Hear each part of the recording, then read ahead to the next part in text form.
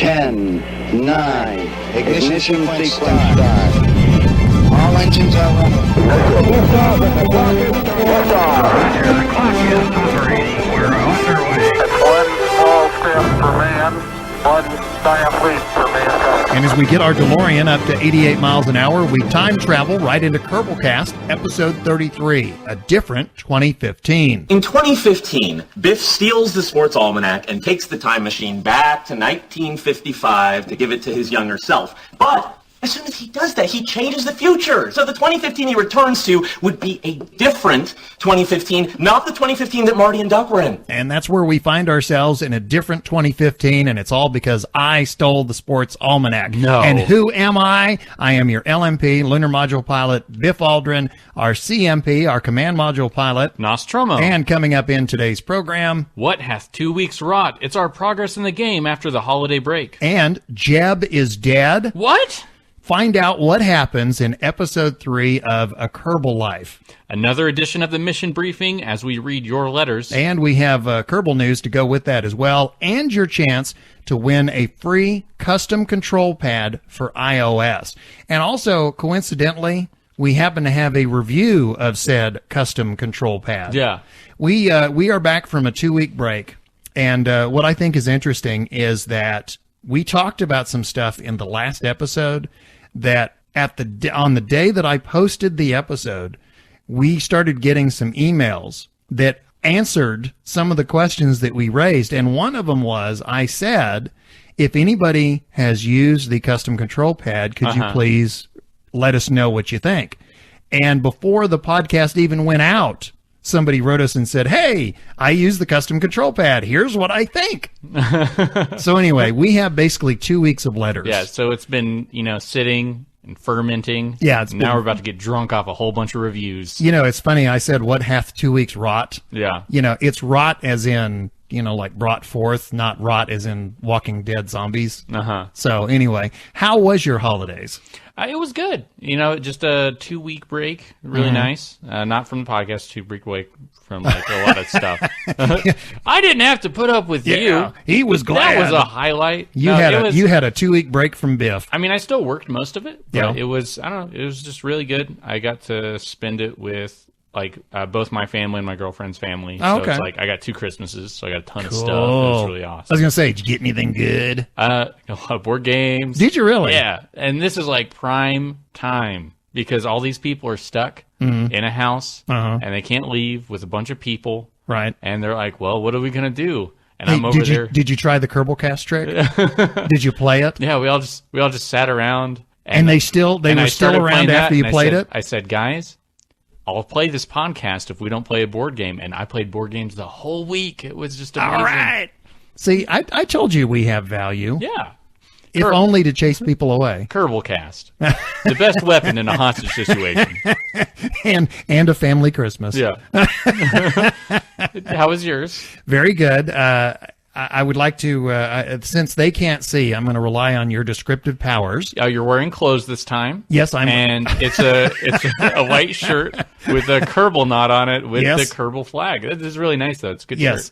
shirt. It is one of 2. For Christmas, I got 2 T-shirts. Kerbal Space Program. I have always wanted. I love to wear T-shirts that have things on, things written on them.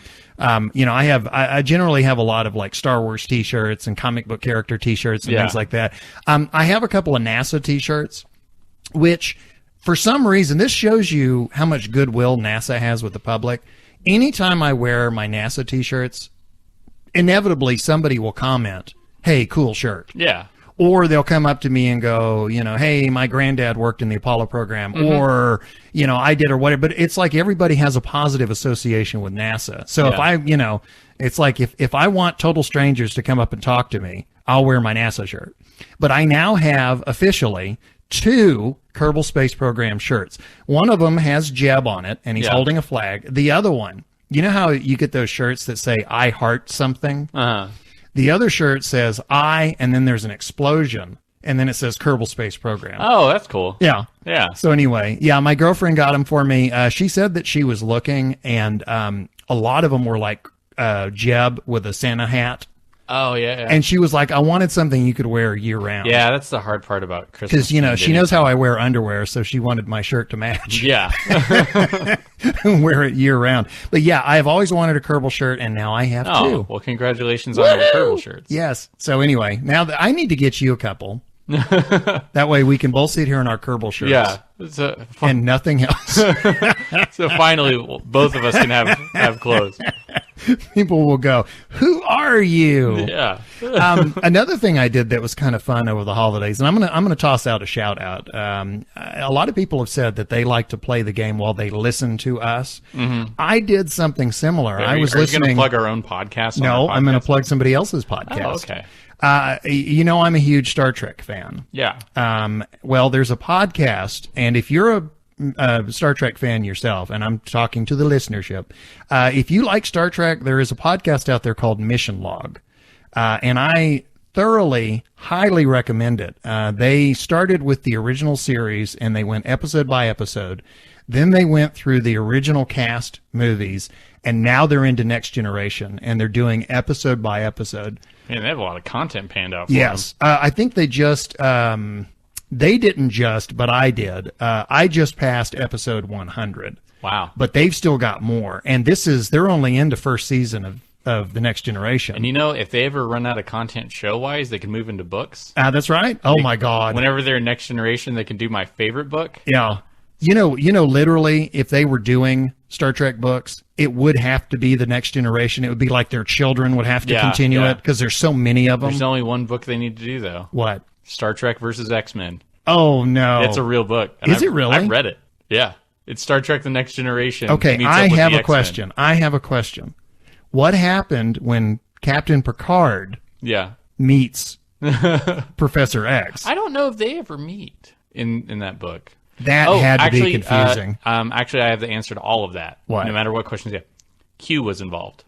Well, there you go. Yeah, if Q's involved, then all bets are off. Now I understand. Yeah, it's what's interesting about listening to the mission log, especially as they're getting into the first season of Star Trek Next Generation. It took that show a while to find its footing. Mm-hmm. You know, so I mean, they're unfortunately having to wade through some pretty stinker episodes. Well, I mean, if they did it through the original Star Trek, I assume they can make it through Next Generation. Well, with the original, it was like it starts out great and then it gets mediocre to bad. Yeah. Sparks brain. With Next Gen, it started out like mediocre to bad and then got great. Uh-huh. And so it's like it's almost an inverse. Yeah, that's my opinion of Deep Space Nine. Yeah. It started off, it's like, you guys don't really know what to do with this. And Yeah. then later on, it's like, now you do. Yeah. There you go. No one's watching anymore, but it was good. I thought, because I started watching Deep Space Nine when it first started airing, and I remember thinking, boy, they really don't know what they're doing here.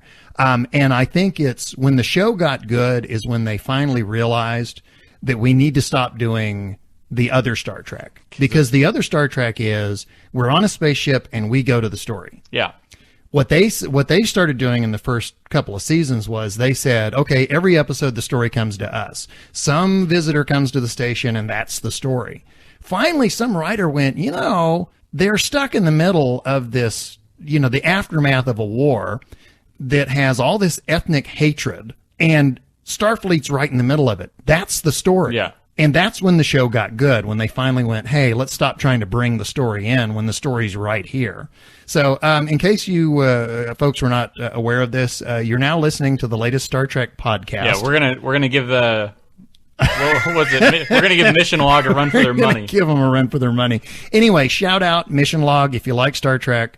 Listen to that podcast. I've been thoroughly enjoying it. Yeah. And they talk about a lot more than just Star Trek. They get into the philosophical and historical, and That's cool. there's a lot of stuff that goes on around what they're talking about, just like Star Trek. But let's do something amazing and actually talk about Kerbal Space Program. Mm-hmm. I'll go first on progress. Go for it. This is going to sound a little strange to anyone who listened to the last couple of episodes, because prior to the release of the last update, 0.90, I was going gangbusters through the Joule system. Remember? Yeah. I had gone, and I'm going to say moon, not planet. I had gone to the furthest moon in the Joule system, which was Pole. Okay? Then I went to the closest in moon, which was Lathe. And at that point, I said, I'm going to start working my way back out.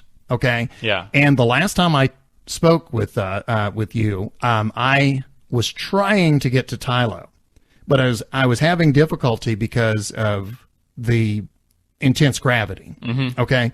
And so I had redesigned a lander, and I was on my way back out when update 0.90 came out and rendered my saves inoperable. Yeah. So I spent a lot of time, and this was prior to the last episode. I spent a lot of that week messing around with 0.90 to kind of figure out what they had changed and to give my opinion. But I also spent a lot of that time rebuilding a lot of my ships because obviously I lost them when the update came out, and some of the mods and things rendered them to where, the game just couldn't bring them up. So did you reinstall your mods and get them up to date and everything? I did. Okay. I did, except for one. This will show you this is the epitome of laziness. Are you ready for this? I mentioned the last time, I had been using MechJeb because I like the data screens. Yeah. Okay. And MechJeb is what This is the reason 0.90 did not like. But I found out that the latest update had no problem whatsoever with Kerbal Engineering 0.25. Okay. So I started using that. Well, within a few days of using that and putting it on all my ships, I booted up Kerbal Space Program, and I got a little window, and it said, an upgraded version of Kerbal Engineering is now available. Would you like to download it? And I was like, sure. I'm a responsible citizen. I pay my taxes. I'm going to keep my mods up to date. You bet. I want to do that. So I downloaded it. Uh-huh.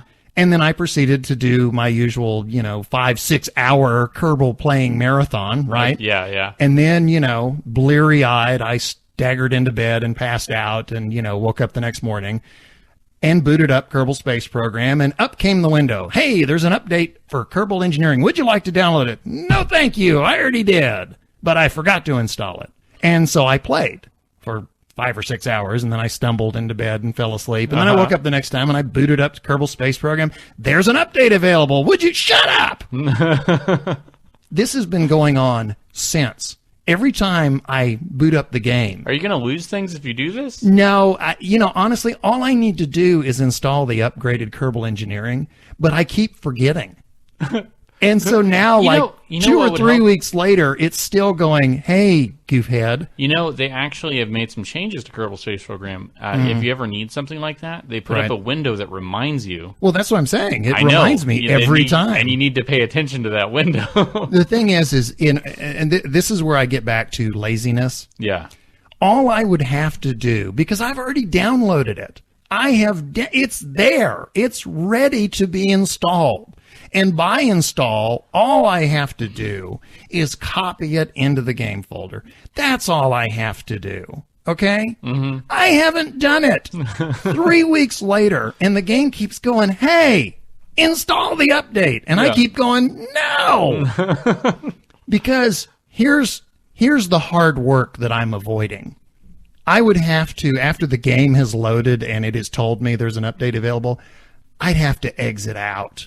No, you wouldn't, because you already know you have to do this. You No, just have to do but- it before you open up the game. Okay, great. Then thank you. You've made me even more lazy, because now all I have to do is Alt-Tab Yeah. and copy it in, because it's already loaded whatever into memory. That's all I would have to do. I have yet to do it. Although I have a feeling after that rant, the next time I fire up the game, before I start it, I'm probably going to go, oh yeah. Yeah. After that rant, I'm probably going to remember. After all the letters telling you to do it, I think that's what's going to do it. Some of those letters we may not be able to read. Yeah. Not keep our family friendly rating, right? Yeah. But anyway, okay. So back to what I was saying. So I spent probably the week after 0.90 came out. I spent that week basically rebuilding my ships and playing around in career mode because I wanted to get some idea of what the changes made and give my opinion.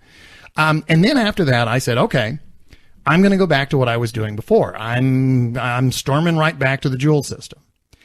And so I launched I launched, I built a big ship in orbit, and I called it Discovery, which, as we all know, is a nod to The channel. the Discovery Channel. Thank you. No, what is it a nod to? The Bloodhound Gang song Discovery Channel. Good Lord. 2001: A Space Odyssey. Nos is messing with me. You've had 2 weeks to think of that, haven't Oh, yeah. you? I've been cooking this up. Yeah. Hey, maybe it's been a good 2 week break for me too, you know. No, anyway, so yeah, I built a spaceship. I called it Discovery. I refueled it. I put the lander on it. I put the crew on it. Everything. Yeah. I got to my Joule transfer window. I sent it off. Okay. And then I tried to do. You remember several episodes back, I was talking about how I had done a high-speed refueling. Yeah. How I'd actually intercepted a ship that was leaving the Kerbin system, and I had done a refueling. Well, as par for the course with any time I learn something, it takes me a while to do it again. Uh-huh. Consequently, every time I've tried to do a high-speed intercept ever since, Yeah. what ends up happening is I have two ships leaving the Kerbin system. One slightly ahead of the other because I don't catch the main ship before it leaves the system. So what I ended up with was I had Discovery on its way to Joule, and then I had a tanker like following it. Hey, wait for me. And then once I was on my way, that's when I realized I forgot all about the rebuilt lander. What I had was the small little lander that I had been using on the other planets. Mm-hmm. Meaning that if I was going to get to Tylo, which is what I was trying to do, there was no way I was going to make it down and back up with this little lander. And I thought, okay, BOP, which is the next one out, has very light gravity and it's very small. So I can use the little lander and I can get to that. So I figure, okay, that's what I'll do. I'll instead of going for Tylo, which is what I was going for, I did orbit Tylo, but I never landed. Yeah. I thought, okay, I'm going to go to BOP. I'm going to land there. I'm going to come back to Kerbin. I'm going to build, the Big Mamma Jamma lander, okay, which is the official name. I've trademarked it. Okay. Big Mamma Jamma lander. I'm not going to say it. Okay. You shouldn't. Yeah. I'm going to get the big lander. I'm going to go back. I'm going to land on Tylo, and that will be it. I will have conquered the Joule system, okay? Well, I started while the other ships were making their way to Joule. Instead of time accelerating like I have done in the past, what I did instead was I was experimenting with building different things in orbit and trying different configurations. And so that's mainly what I've been doing for the last couple of weeks is building a lot of things and watching them explode in orbit because they're, by and large, poorly constructed. And a lot of times you don't know that they're poorly constructed until you actually get them up there and see how they operate. Mm-hmm. But so that's what I've been doing. And finally, a couple of days ago, I said, okay, well, I've got these other two ships and they're on their way to Joule. And I'm going to go ahead and do that. I'm going to go ahead and finish that. So I'll have that to talk about for the podcast. I misjudged, okay? Because like I said, Discovery went first and then the fuel tanker was behind it. Mm-hmm. Well, it looked like on the map, the fuel tanker was going to get there first. Okay. So I spent all this time getting the fuel tanker, into a Joule intercept. And I got it to where it was in a nice clean circle around Joule. And I did a lot of aerobraking to accomplish it. You make a real low periapsis, which it depends somewhat on the size of the ship. Mm-hmm. But if you set your periapsis around Joule at about 130,000 kilometers, that typically is enough to bring your apoapsis down with each pass without sucking you into the atmosphere and burning up. Yeah. And we've talked about the black hole you get into when that happens. Uh-huh. But anyway, so by the time I got the tanker all squared away and I went back to map view, there was Discovery. And I was and it said Joule intercept. And I went, okay, Joule intercept should be like in a couple of months or a couple of days or whatever. And I looked at it and it was like, 10 years from now. And I was thinking, okay, that's odd. And the more I looked at it, the more I realized Discovery is past Joule. Oh. I spent all that time messing around with the tanker that Discovery went right past its encounter window and went right back into solar orbit. Oh, man. So now I've got three Kerbals, Jeb, Bob, and Bill. Yeah. Growing beards. Yeah, growing beards. And they are in solar orbit, and they have missed their encounter with the Joule system. So apparently what they did, because I already had the encounter set up, but until you fine-tune the encounter, you generally like pass way under it and then like leave the system again. So apparently while I was messing around with the tanker, Discovery, like way, way in the background, passed under me and then went back into solar orbit. And so I thought, okay, well, I'll just time accelerate and I'll get back to my Joule encounter. And so I started messing around with it, and I realized they're not set to encounter at all anytime soon. Yeah. So what I ended up doing was I just went, okay, fine. I just went in and I just deleted the ship. You're going to lose. You're going to die. They're all going to die. And I was, well, what can I do? It's either that or they're going to spend decades in space. And they probably all eat each other by then anyway. Oh, yeah. But surprisingly, I deleted the mission, and then I went back to the astronaut building, and all three of them were already there. Oh, so I thought, good. well, that's interesting, because usually it takes a good 2 or 3 days before they show back up. Yeah. But anyway, so what I've done instead, because at that point, the idea of going back to Joule after that whole series of misadventures, the idea of building another ship in orbit and refueling it and putting in more crew members up there and getting the intercept window and all of that, it just seemed like more effort than I wanted. It was like, you remember how I've told you that there are times when the fun factor kind of just seeps away? Yeah. And you feel like you're doing work instead of playing. So what I decided to do at that point was I said, I haven't been to the Mun in forever. So I took my little lander and I thought, because I had redesigned the lander, and I thought, okay, I'm going to test it. Because a lot of times what will happen is that I will design something and then I'll go out to Joule, and that's when I discovered that something's not working. Mm-hmm. I thought, okay, this time I'm going to, take it to the Mun and try it out there. And so that's what I've been doing. I've been to the Mun twice since. Congratulations. Well, thank you. Thank you very much. Thank you very much. I've gotten better with the jetpack. Used to be what I used to do when I would land on the Mun. The guy would they would do their EVA, but I would never get out of, say, visual range of the lander. Mm-hmm. I would wander around enough to maybe go see a boulder or get a soil sample, whatever, and then I'd come back. Well, this time there was an impact crater. You could actually describe it as a valley. It was so big, but it was clearly, when you zoom out, it's clearly an impact crater or an impact basin. And so what I did was I used the jetpack to fly, I think it was 3 kilometers away. Yeah. And I ended up in the center of this thing. And I actually took some pictures. By the way, on Steam, I've changed my profile name. It is now Biff Aldrin. Uh-huh. So if you want to try and find me and look at some of my screenshots, they're all in there, because for some reason I keep hitting that F1 key. Yeah. But anyway, so I went to the basin, and then I came back to the lander, and then I took the lander back up and connected and came back to Kerbin, and I've done that twice since. I don't know why I love the Mun. Me too. The Mun to me is just it's easy to get to. It's not really a challenge. Yeah. But there's just something about the Mun to me is just so much fun. The Mun is fun. The Mun is fun. The Mun is fun. It's kind of like whenever you go back, like when you're playing a video game or something, and you go back and you play one of the previous levels, right? And you're like, I can do better, right, at this level than I did before. Mm-hmm. But there's still a challenge in it. But the challenge is how much better I can do. Mm-hmm. So you go back to the Mun, even though you've been there a couple times. Right. You're like, I just want to see if I can do it even better. Right. I know I can do it. So even if I didn't do it better, I'd still do it okay. Mm-hmm. So. Well, the other thing too is as I said before, when I want to go to Joule, I basically have to do at least 5 or 6 different rendezvous, because, I've got to put the pieces in orbit and assemble them.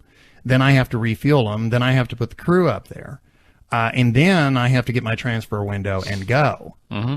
With the Mun, you can take a ship from the ground, go to the Mun, land, come back, go back to Kerbin, splash down, and be done with one ship. Yeah. You can basically do a one and done.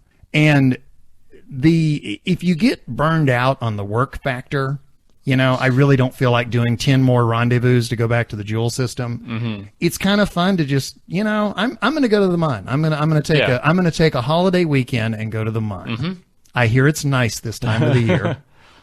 So anyway, that's where I am. I know that sounds a little odd because I'm sure people that have been listening to the last couple of episodes have probably thought, he's had 2 weeks, he has no life. I'm sure by now he's invented warp drive and he's already in another galaxy. Yeah.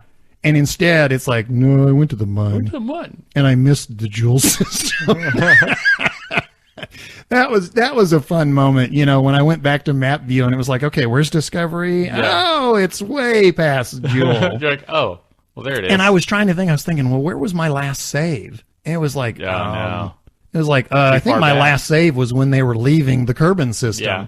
It Welcome was to just Kerbal like- Space Program.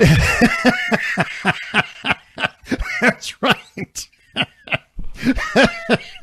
Sorry, that Yeah, just, that caught me off guard. That tickled me. Any game I start, I go far enough into it, and I'm like, wait, when was my last save? Yeah. I'll just reload it, because this was pretty bad. Yeah. Welcome to Kerbal Space Program.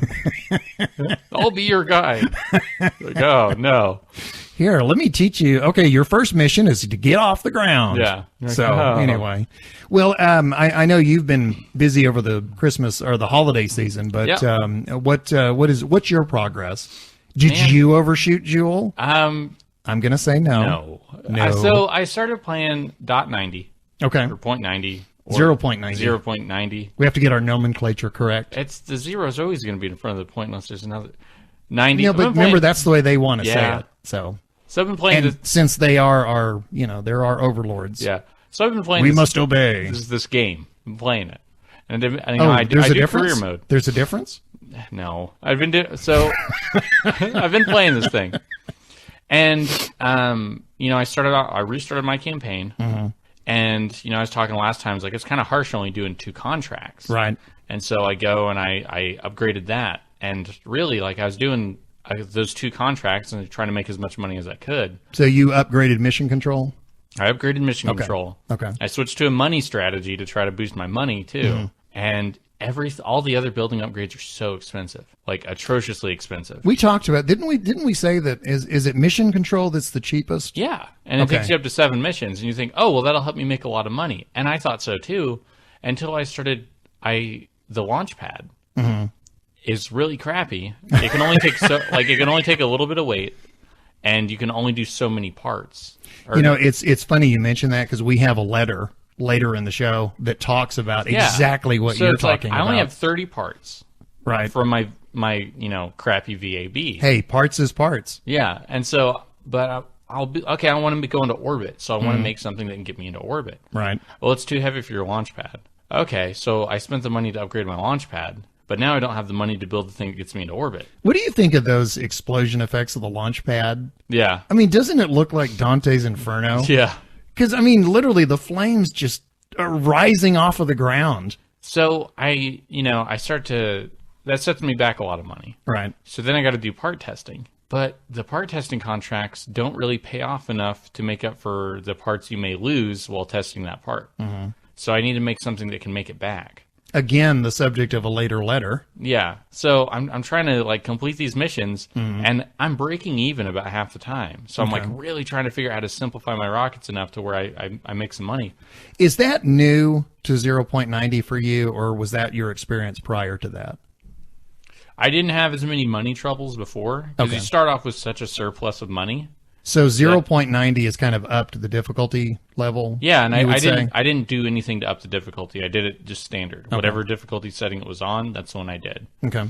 So I'm, trying to get enough money to make a facility that'll build a rocket to complete these missions, but I can't complete the missions even though I upgraded the facility because I don't have the money that I used to spend on the facility to upgrade. It was like this downward spiral. You know what? They should have called this upgrade Catch 0.22. Yeah. So I mean, it sounds like it. So it's like I'm not really gaining enough, So I keep doing these parts contracts. I only do the ones that pay off massively, and I try to get it to where it pays off at least twice what I would spend to do it. Right. And I'm just now building up enough money. It's like, okay, now I can build something that can go up and maybe get orbit and do all that. And complete a couple contracts. Well, if you want to make a balanced spaceship, like let's say you're testing a radial decoupler or the radial parachutes or something. Well, you're probably going to need to put more than just one on because it mounts on the side. Right. So you need to put like 4, but that costs money. Right. For something that's you're just going to spend to make you some money. Can you not do like 2? Yeah, you can. Okay. If you do a symmetry 4 thing, sometimes that would throw me off on the weight distribution. Mm-hmm. But it kind of depends. Sometimes it threw me off, sometimes it didn't, depending on what it was. Yeah, a lot of what we talk about in many cases has to do with the ship itself. Yeah. Some ships are fine with 2 symmetry. Mm-hmm. And then some ships... Like everything's 4 symmetry except for one part that's 2 symmetry, but it just can't handle it. And it just throws everything off. So there were a couple missions that were explore parts of Kerbin. Mm-hmm. And I was like, oh, I'll build a space plane and I'll just glide around and I won't be able to land the thing because I'm awful at it. But I would have, gotten 3 contracts for, exploring. That, you know what? That raises a question. Can you bail out of a space plane? Yeah, I think you just hit EVA. Just EVA? Yeah. Okay, because see, I'm, again, he I don't have a parachute. I don't mess with space plane. Oh, Yeah. that's right. So you could bail out, but I don't think it would do you much, good. The bail and splat. Yeah. So, the runway. Right. Have you seen the runway? I in 0.90? There is a later letter that's coming up. I don't mess with this much. Uh-huh. But my understanding is the early stage runway. It's a gravel road, pretty much. Yeah. So it's like an old dirt road with potholes. Yeah. So it's like the Wright brothers are looking at it going, no way. I started. I got a space plane, but I noticed my staging was out of order. Mm-hmm. And while I'm adjusting it, it's rolling backward down the thing. So I'm like, so I hit my You brakes. forgot the parking brake mod. Yeah. So I throw my brakes on, and I'm like, I set everything up. And the thing's wobbling the entire time. It just can't stay stable. And so then I'm trying to pull up, and the thing just crashes, and it's awful. And for just an instant, I was wishing this was a video podcast so everybody could see your body language. Because you were just, it was like you were doing the twist. Yeah. I was just wobbling all over the place. Twist so in, I was like, shake it, baby. I'm going to lose quite a bit of money off crashing all these space planes also. Right. Not to mention I hadn't really gotten the science to get all the parts because going on a suborbital, like way out to try to just get a whole bunch of science is out of the question because I would lose so much money that way. I feel really like... Why? Can you elaborate why? Why would you lose so much money doing that? Because if the ship didn't make it back completely safely, I would gain science, but I wouldn't gain money. Gotcha. Okay. So unless I was doing a bunch of suborbital contracts. Gotcha. Like if I wanted to do that sun thing where you just fly to the sun, into orbit around the sun, and then you come right back, I would gain a lot of science, but it wouldn't make me any money. We were talking about Star Trek earlier. They have firmly established that if you fly around the sun, you'll go back in time. You could go back in time and Yeah, the old Superman defense. There you go. Yeah. Don't get me going on that. Yeah. So, I love Superman, but there are moments where I just go, oh, come on. But it's just got increasingly difficult, to where I just feel like pigeonholed in this spot to where it's like, well, I have enough money to launch some real basic rockets. But if those rockets don't make me money, I might as well not launch them. Mm-hmm. Now, if I were to be doing this without reverting, I don't know where I would go from here, because I would be doing real basic part testing. I'd basically be declining contracts until landed at Kerbin contracts came up because those involve 0 money loss. Okay. So it's just right now I've been playing and I played more than I usually do because every time I was like, no, it can't be like this. There's got to be something I just haven't figured out yet. Mm. And I would go back and I'm like, no, it's still not happening.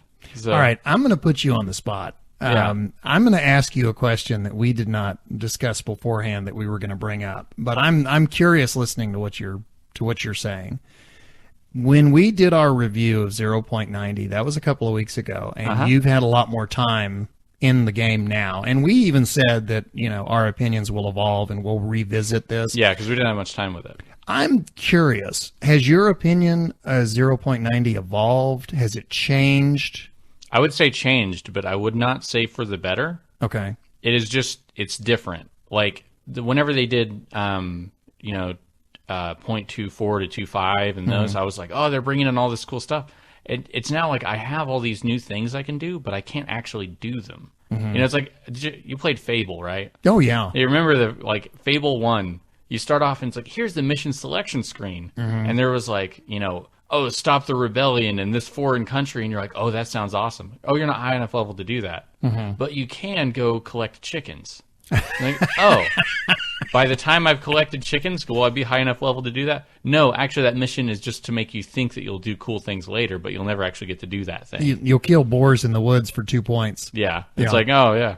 So far, my impression now that I've had more time with it, I feel like all the buildings cost so much that I don't want to buy them because I won't have the money to use them for what I bought them for. Okay. So like the catch 0.22. Yeah, VAB has a maximum of 30 parts. Struts are parts. Really? Everything is a part. Really? So I like everything is a piece. Well, I'm saying that like I'm surprised, but after I thought about it for about a second, and I went, I guess that would make sense because to the game, a part is a part. It doesn't matter what the part is. And I'm looking at all the parts I'm using, and I know this was part of the intention. I'm looking at the parts I'm using, and struts are like $45, and I'm like, well, I'm using 4 of those, so that's $180, and this contract's only getting me $5,000. So I mean, that's a good percentage of it are struts that are attached to boosters that are going to fall off of this thing and blow up. So would you say that your opinion of 0.90 has probably come down a bit? Yeah. Okay. I mean, until I find some balance and find out how to really get, because I'm using the money-making strategies, and they're helping a little bit, but still not a whole lot. Right. So I just haven't either found out exactly how I'm supposed to approach this, or it just became far less beginner-friendly. I had mentioned earlier about when the fun kind of siphons out and it starts becoming work. It almost sounds like you're saying the same thing I said. Yeah. It's, I mean, I've had that come and go. Like, I would reach a new obstacle, like Rendezvous. And the obstacle was I didn't understand it. And, like, I didn't understand the procedure to do it. With this, it's like I need to find out some build order thing. And maybe if I excelled at it, like, let's say I found it out, I would probably build really, like, economically sound ships. But I spent so much time doing that, I have a feeling I wouldn't have... If I spent the same amount of hours I did in my previous campaign runs, I wouldn't have been at the MUN yet because I would have spent so much time doing part testing. Right. So, and we all know our opinion of part testing. Yeah, it's just not good. If they paid off like 50K, and it only cost me like 15 to 20K to do it, not so bad. But a lot of these are paying like 5K. I will say, you mentioned something in the last podcast, and it sounded so good when you said it, and it still sounds good. I would love it if the part testing had scalable levels. Yeah. It's what you said was, you can scale the difficulty, which increases, obviously it increases the reward, but it all, again, makes it more difficult. Yeah, I mean, the idea of being able to, like do level 1 part testing and just bam, bam, bam, knock a bunch out. Yeah, I mean, if they set it's like I said last time, if like a 1-star, you could set your part testing to 1 star, and it was like you need to be this speed above this, altitude. Okay, well, it's only 2 parameters. I need to be above this speed or in this speed range and the altitude. But the problem with a lot of the part testing, it's this speed to this speed. Yeah. This altitude to this altitude. We've talked about this. And it's like so frustrating. Yeah, and you're like, I'll have one, but not the other. So then I'll have to maybe on my descent I'll have it. Yeah. But I may not have the fuel to counter my speed to hit it right. And okay, well, I built this rocket to do one purpose, and I now have to revert and try it again and make a minor adjustment. And you have to do that a lot. But I wasn't doing it to discover something. I was doing it to get the money to build a rocket to go discover something. What you're describing describes very well why I play sandbox and science in my career. And the reason is Kerbal is a very unique game. There really is no game out there like this one. And the thing that I love about Kerbal, and the reason that I have spent so much time, I haven't looked at my hour count, but I'm bet I'm close. I would guess I'm close to 1,100 because I know I was 1050 something last time, something like that. Yeah. Now that if I'm not over 1,100, I'm close. Yeah. I spend a lot of time in this game. What I love about this game is and I'll use the word sandbox. I love the fact that it is a gigantic sandbox with planets and moons and spacecraft and, semi-realistic rules that I have to follow. There are no missions other than what I designate, i.e., go to every moon in the Joule system. I want to start going back to Eve again. Yeah. Because, Eve was something I was doing earlier in the game. Now that I'm further along and I'm more experienced, I would like to try and go back to Eve again, because Eve was always, I don't know that I've ever been to Eve and back where it was like, that was easy. Yeah. Eve and back missions to me were kind of like, wow, I barely made it out of there. Yeah, look what I did. Yeah. It was like by the skin of my teeth, I got out of there. And so I would like to revisit that. But see, those are mission goals, or those are accomplishments and things that I'm setting for myself. What makes Kerbal unique and what makes me not burn out on it and what makes me want to play it over and over and over is that it is a gigantic sandbox and I can do anything I want to in it. Now, anything I want to doesn't mean that I can, fly around with infinite fuel and ignore gravity and all kinds of other things. But I could can do, if you wanted. I could if I wanted to, but that's no fun. Yeah. I can do whatever I want within the parameters set by the game, and that's what's unique about the game. A lot of games force, even if it's free for all, they force mission parameters on you. I know I bring up Call of Duty a lot, but for example, when you get Call of Duty, there's the single-player missions, which are generally fairly short. They assume that you're going to blaze through those and then spend the rest of the time doing multiplayer, right? Yeah. Well, even multiplayer, nobody is walking around in multiplayer going, you know what?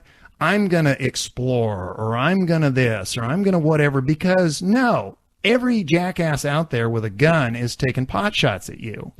So the game is forcing a play style on you. Kerbal, on the other hand, goes, here's this gigantic environment. Do what you want to do. Yeah. And that's what I love about Kerbal, and that's why I have not burned out on it.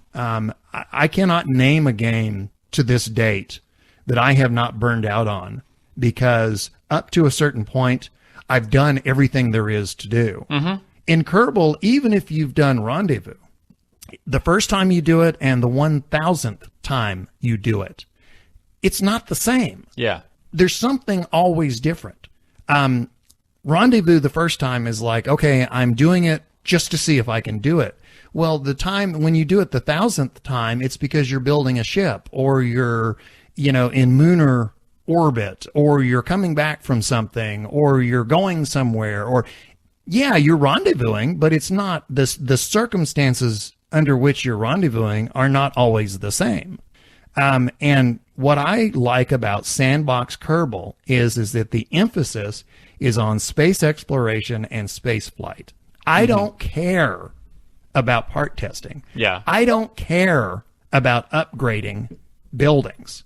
I do like science mode generally, because I do like working my way through the tech tree. I think that I can fall into bad habits in Sandbox, because in Sandbox, if you've got every part available, you will typically build bigger ships than you need, and you'll use more powerful parts than you need. You'll go to the Mun and you'll have a ship that would take you outside the solar system, and all you're doing is going to the Mun. Yeah. Well, in science mode, when the Mun is the only thing you can get to, generally it's with something that is barely powerful enough to get you there and back. And so you learn an economy in science mode. And I've worked my way through the tech tree several times. I keep saying tech tree, but it's science tree. Yeah, yeah. Or well, I guess technically it's technology. Yeah, okay, tech tree. We'll go with tech tree. But that's what I like about it. As long as the emphasis is on space exploration and space flight, that's what I like about Kerbal. I don't care about the rest of it. Yeah. Now, there are people that love it. And I think it's great that they can play their game and I can play my game. And we can talk. I think that's great. Yeah. And I'm not running down career mode. I'm not interested in it. Yeah. See, I like the career mode. It just gives me more things. That was an epic rant, yeah, wasn't it? Was just, yeah. Wow. You had some feelings and you let them out, and that's good. I guess so. It's good to let out your feelings. To Kerbal, or not to Kerbal? Yeah. So That's never a question with me. one of the things that I think is neat about career mode is working on that, the different strategies, and whenever you bring back and get a lot of money and a lot of science, it feels even more cool than whenever you bring back a lot of science in science mode, because like, boom, I'm rich. What's funny is what I really like is I when wish I could say that in real life. yeah. Boom, I'm rich. What's funny is I just realized this as I was saying it, is what I look forward to most is when I have so much money I don't care. Yeah. Like, I don't care about what I'm building. I can just build Sandbox. Sandbox. I'm sorry. I got But something stuck in my throat. there. Another thing that sort of got me on the building costs were the cheapest buildings are the mission control, where you do your contracts, and like the Kerbal Recruitment Center, or wherever, the cafeteria, whatever it is. The cafeteria. Yeah, the Kerbalteria. Those are the cheapest ones. So from a game standpoint, it looks like those are the ones I should probably buy first, because it's like whenever you're a starting hero in an RPG, usually the cheaper stuff is probably what you should buy, Right. Because that's the stuff you can afford, and it'll make you a little bit better, so you can move to the next thing. Yeah. I don't see a reason to buy the Kerbalteria. It doesn't. Yeah. It doesn't matter. Well, it's like I've mentioned before how much I've enjoyed in the past Civilization games. Yeah. There are early stage technologies that I don't care about, but eventually you have to have them to go on to the stuff you to do lead care to something about. else. And I may need that, but right now it's cheap and it's pointless. Yeah. So the launch pad, so I wanted more missions. That was a Right. good idea, so I could do more missions at once. Well, it turns out I shouldn't have bought that because I don't have enough money to complete more than 2 missions at a time. So I probably shouldn't have done that. Well, the launch pad was probably a good idea because I'm restricted by weight. But if I'm building a big ship, I'm probably going to complete more than a couple contracts. So those are probably 2 I really need. That's interesting to me that not the launch pad, because I had some experience with Yeah. that, but the fact that the runway. The runway costs more than both of those buildings. Wow. Yeah, and see that's the hard part. Okay, let's say the simulation I'm trying to build is a space program from the ground up. So I'm probably more likely to start with planes than I am with rockets, because we built those first, Because of the limitations imposed on you by career, I'm guessing a lot of the stock planes are not available early stage. I haven't checked. Okay. I always forget to check that. Because the one thing I did when I was messing around, and again, But this goes back to space box. Listen Yeah. to me, sandbox. I did try the stock space plane, and I discovered I can't fly that worth a flip either. Yeah. So I'm trying to build little scrap ones Right. and do it on my, my dirt road to launch off of there, because I can't afford to upgrade that thing. And still, Does it make it more difficult to taxi and get off the ground? And yeah, because you're wobbling around a lot. Really? It's not a smooth transition. It's a bumpy road. interesting. Yeah. What's funny is it's actually more bumpy than just the grass. You would think that right there makes me think that like a force feedback joystick Oh man, would be interesting, because you'd be yeah. here. Let me So- do a sound effect for that. Yeah, there you go. There you go. So, even though it would probably realistically cost more to pave and completely level and make a good runway, it should not be more expensive than, some of the other buildings. Right. That surprises me that is so expensive. Well, it's realism. I think what it may be is it's realistically cost more, so they made it cost more. But that doesn't matter when it's in a game, because we're not going for realism. Maybe the cost of asphalt will come down. I don't know. yeah. Maybe I just need a time warp until that happens. There's like an asphalt shortage on some watch other. the stock market. Yeah. This sounds depressing enough, but so far my experience with career I've handled it calmly. I haven't just gotten mad yet. I've gotten mad at a couple of things at Kerbal before, like something wasn't working, or I didn't like the interface of something.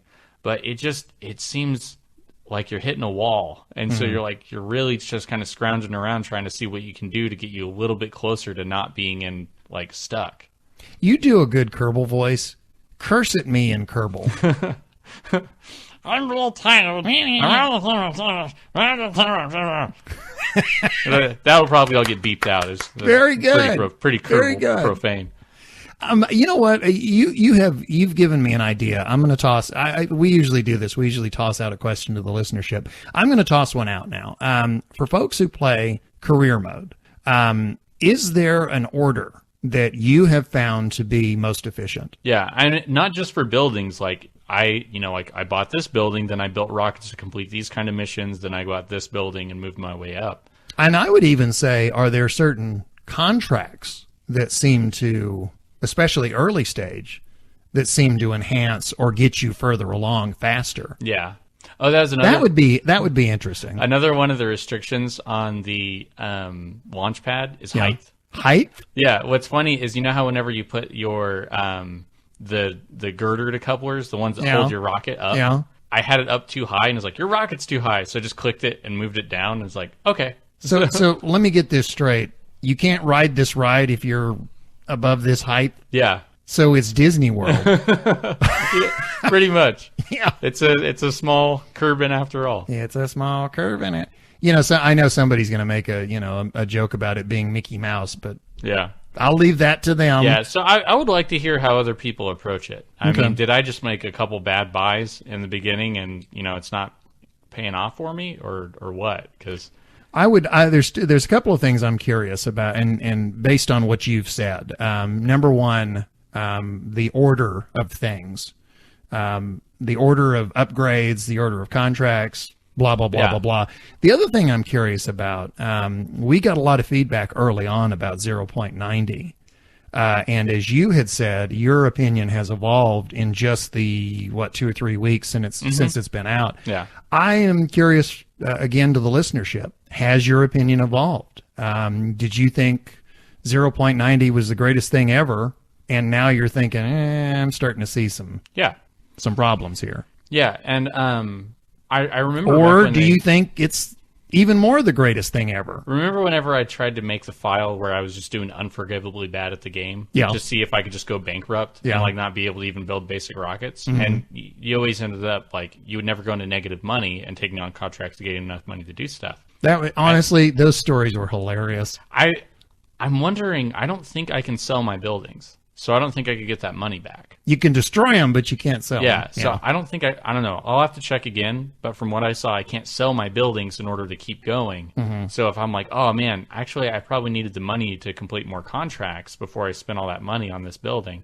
I would think typically with video games, the very few games I've ever run into where you can un-upgrade. Yeah. Generally, when you upgrade something, that's money that's been spent. Yeah. So I'm wondering, if I upgraded... There's no getting it back. If I upgraded the Kerbalcast and I'm like, wait, I need that 20K for something. I'm like, well, I guess I got to take on a bunch of contracts I won't complete. I hear they make a mean pepper steak. Yeah. So you have to...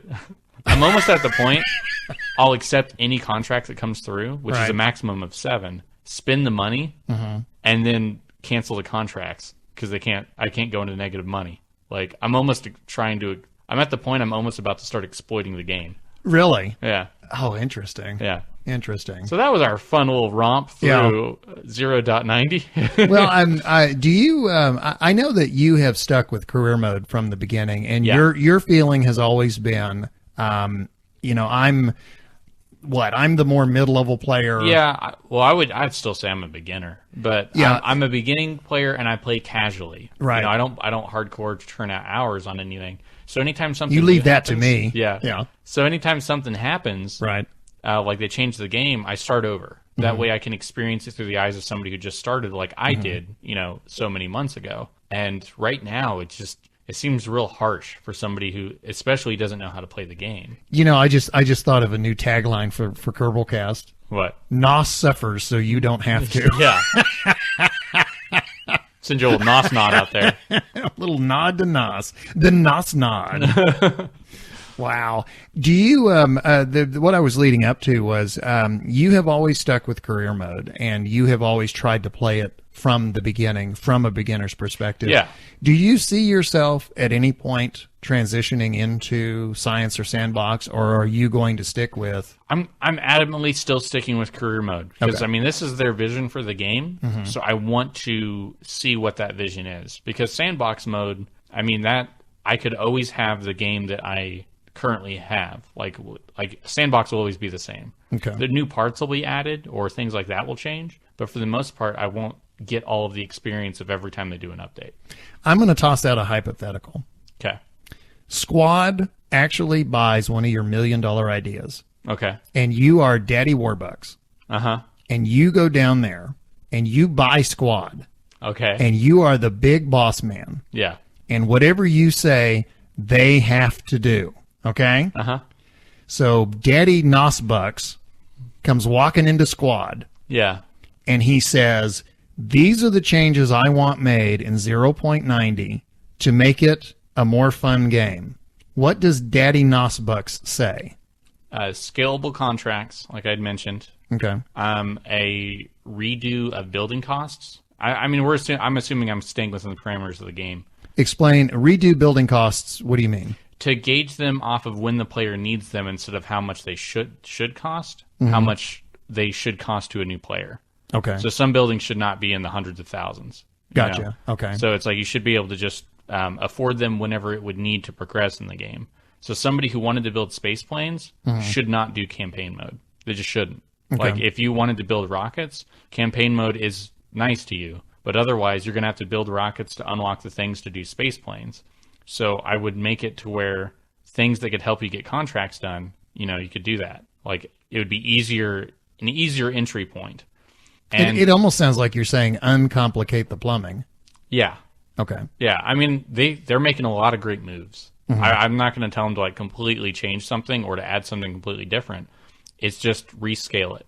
Okay. I think is most of what I'd say. I really, and Squad they may have pictures of me in their office with darts. Yeah. That they're throwing, but I love the idea of scalable contracts. Yeah. And understand, I'm speaking as a person that has no interest in any contracts. Yeah. But just the idea of a scalable contract sounds good to me. Yeah, and I mean, I could, do multiple parts contracts in one flight, and I could have them at different difficulties. So I could do one, like, let's say I have 3 of them that would activate somewhere, past somewhere higher than 15K. Right. So I would have all those, and then I had one that activates, it's still in that range, but if I up the difficulty on it and I get my speed right, I can do this one at 3 stars and these 2 at 2 stars, all in one hit. I would totally do that. Because one, I'm going to gain a lot of money off of it, which is going to make me do a lot of contracts, which makes me think about doing more contracts. And 2, it just feels cool to have that many things blip at once. Like, it's really cool when you go in an RPG and, like, you kill something and you level twice. Yeah. It's really cool. Yeah. You're like, oh, man, I leveled twice. You Yeah. know, oh, man, I hit 3 contracts in that, like, I managed to set it right to where I had a perfect window to score this much money in this many contracts. And that's highly appealing to me, far more so than trying to make sure I don't lose money doing one contract so I could try to not lose money doing another contract. It seems to me that scalable contracts solves a multitude of problems. Yeah. It sounds like the complaints that we hear typically about parts contracts. Maybe I'm wrong. It just sounds like the ability to do different levels or scalable difficulty, that seems to solve a lot of the complaints. I think it would. It's kind of like it's like a happy medium Yeah. almost. It's like you still have the contracts, but you make them less cumbersome. I design board games. I don't design video games. So I mean, maybe there's a lot more to it than that. Right. And I think maybe even scaling or making the gaps in leveling a building smaller, because I jumped from 2 contracts to 7 as my maximum. Right. I haven't hit 7. I haven't accepted 7 contracts unless I was accepting them just for the entry money. I could see you. You talk about, you design board games, and we can do a plug. You want to do a shameless plug? You want to do Nos has a game coming out. Oh yeah, Garbage Day, and it's still in development, but it should be out this year. Right. I could see you like down the road.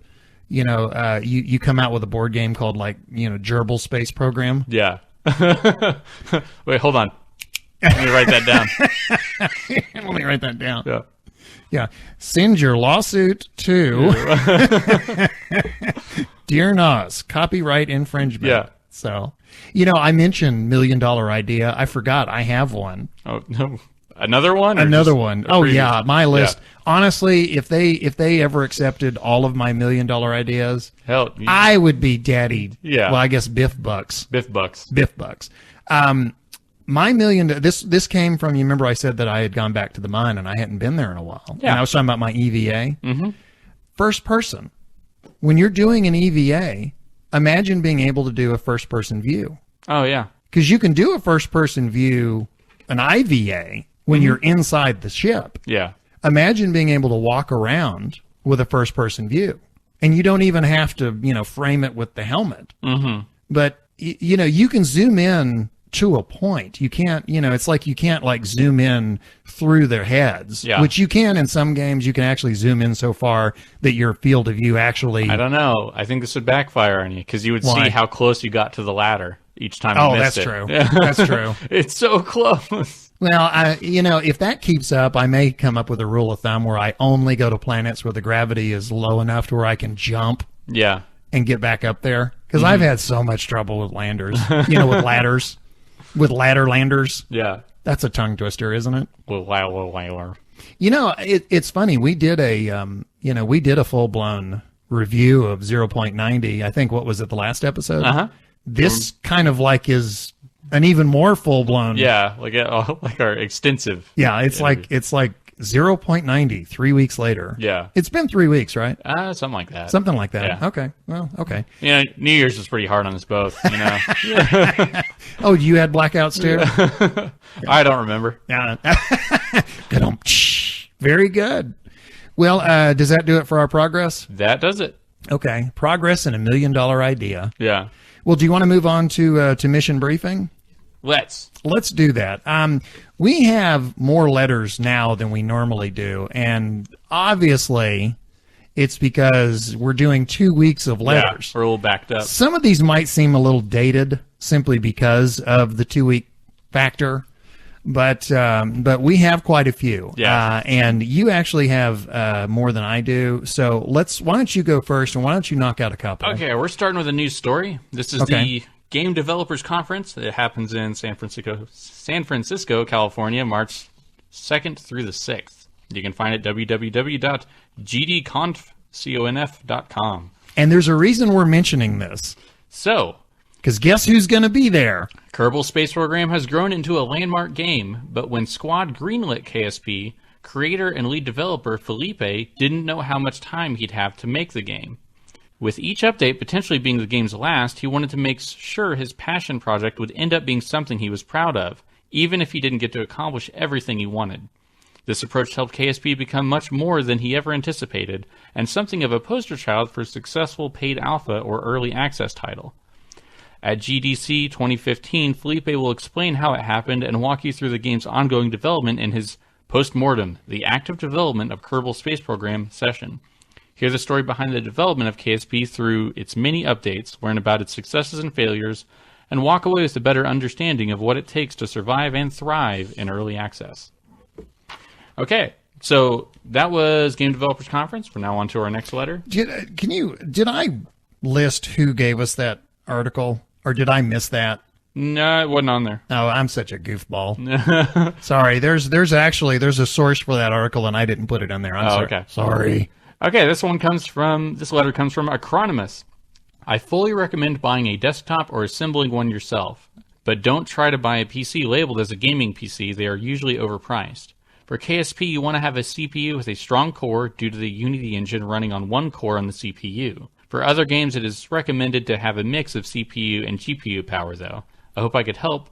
Fly safe and brake before hitting the surface. Acronymus. Do you remember what that's in reference to? We had talked about... I think it was me talking about building a laptop or... Yeah, and also somebody had written in and was asking about it. Yeah. I remember that one, too. We've had Yeah. a couple people that have written in saying they have wonky computers that don't handle a crazy amount, and I'm thinking about building a machine for it. Mm-hmm. And then my job has me out on the road a lot, so I was thinking about getting a laptop equipped to play Kerbal also.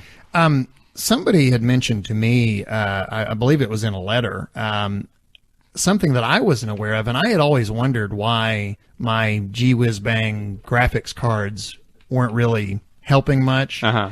And they were saying, and correct me if I'm wrong, if somebody knows differently. But my understanding from what I was told is that the game essentially runs on, you know how you get multi-threading processing? Yeah. You know, where it's multi-processors working on the same thing all at once. Kerbal, because all the parts have to work together, works on one processor, or it only runs on one processor. Mm-hmm. I hope I'm saying that correctly, but that explains, because somebody was telling me, they were saying make sure that you have a good core processor, because that's where most of the work is being done, or a lot of the work is being done. I think that was the letter I just read. Okay. Well, I wasn't listening. You know, when you talk, I just don't know. Okay, well, you go ahead and talk then.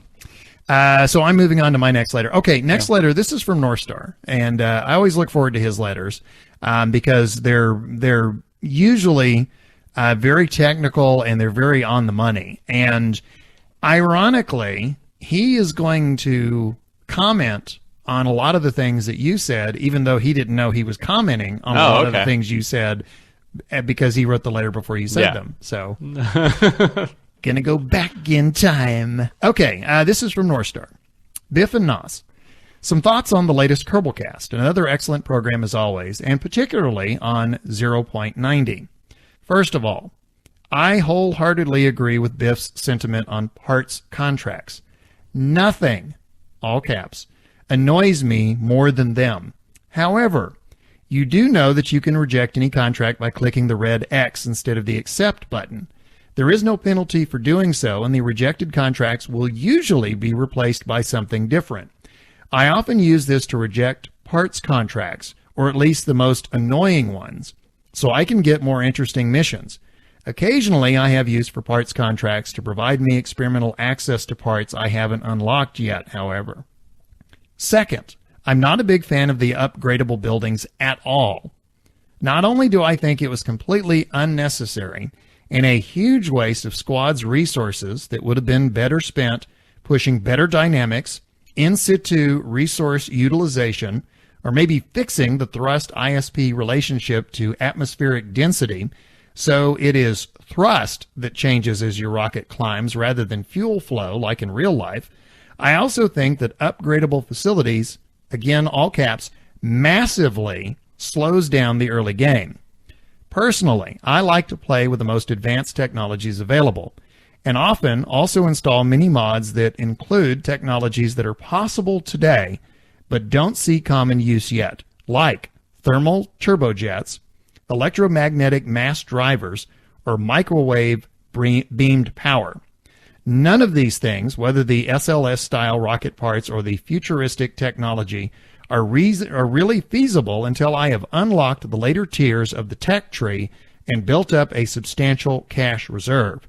For me, the space programs before Apollo are not interesting to relive, and Apollo only marginally so. I am motivated by a desire to do new things that haven't been done yet in real life, like manned landing to Mars, i.e. KSP's analog Duna. I like to push the boundaries of what is possible today, but relive the past. I feel cheated by Squad. I feel all the upgradable facilities have done is drag out the game's progression without adding any new or interesting content. I am, all caps, never a fan of, quote, features that only serve to increase difficulty for the sake of increasing difficulty. Add no features, and were clearly not motivated by a desire to improve realism. Anyways, an excellent program all in all. I apologize for the long rant against upgradable facilities. Regards, North Star. I will say that, remember whenever they introduced funds and they introduced reputation and they didn't have much of a point? Yeah. I think they're not completely done with it, but they're introducing the feature. And, the game's not done yet. Right. So I'm hoping that something will come along that will make those more prevalent. Right. Like you could upgrade your buildings in different ways or something. I think maybe part of the reaction, though, is when they came out with this one, and they said beta than ever. That's the title of this latest upgrade. They basically said, this is the game that we have been working towards. Mm-hmm. Whereas they never said that with 0.24, and they didn't say that with 0.25. Yeah. So I think there's a feeling amongst the Kerbal community that this is I won't say set in stone, but I think there's kind of a feeling that this is closer to the final version than we've been. Yeah. But that is a good point. I had not considered that. You're right. There may be something on the horizon they're going to do with it. So right now we're just seeing a part of it. The other thing is, this might be chapter 2 in a trilogy for all we know. Yeah, so. it could be hard on players who have already been playing the game for a while to go back and be like, wait, I don't have access to everything I did before. Which everyone's redone science mode, and they've had to unlock stuff. But to be set back that far and to have the restrictions slapped on top of it, for someone who already knows and has experienced the game, it's probably a lot harder for them to go back and experience it like that. So, I mean, if anyone has just started playing the game with this update, I would love to hear what they think of that so far. That's a good... yeah, you're right. I would love to hear that. Someone who just came... Because I know... Remember, they had the Steam sale over the holiday. Yeah. And there were more than a few people I saw on Twitter and other places that were saying, hey, there's this thing, Kerbal. Yeah. Should I get it? Mm-hmm. So if any of you know somebody who just started the game with this update, like write a letter on their behalf if you want. Just ask them, what do you think of it? And try not to instill your opinion. Just see, do they think that it's like, yeah, this game's really hard to actually get anything going? Yeah. Or it's fine. I said it earlier. I will repeat it. Anything that is not space exploration and space flight, I'm not really interested in. Yeah. But again, I'm just me. There are other players that they love career mode, and the more complicated it gets, the more they love it. And I'm not taking anything away from them because, they're Kerbalers just like I am. Yep. But, I think North Star and I are very much on the same page. Yeah. Yeah, I definitely see where he's coming from. Let's see. Next letter is you. Yep, this one comes from Whisker Fox. Not that you wrote the next letter. No, I didn't write it. Whisker Fox did. Okay. I purchased a Razer Tartarus. This is a gaming keypad. I have orientation, throttle, and operational controls on the keypad. I have translation controls set to the thumbstick. It has made docking easier and easier on the elbow. For normal operation, the only thing I have to go back to the regular keyboard for is time acceleration. Definitely appreciating the advanced orientation controls in version 0.90. Who will rescue the rescuers? Whisker Fox. That was in a I keep referencing what these are referencing because it's been 2 weeks. Yeah, so you've read them, but it's like it's entered it's been a while. Entered your thought stream. But so. we had some questions about alternate control schemes and different configurations on the keyboard and things like that. So that was in response to that. Okay. Am I the next letter? Yeah. Okay. Death Saber says, "Hi guys. Beta Than Ever has to be the corniest title I've ever heard. Title aside, I'm really loving the new update. I feel that 0.25 didn't really change career mode much for me. By comparison, 0.90 has really made a big difference.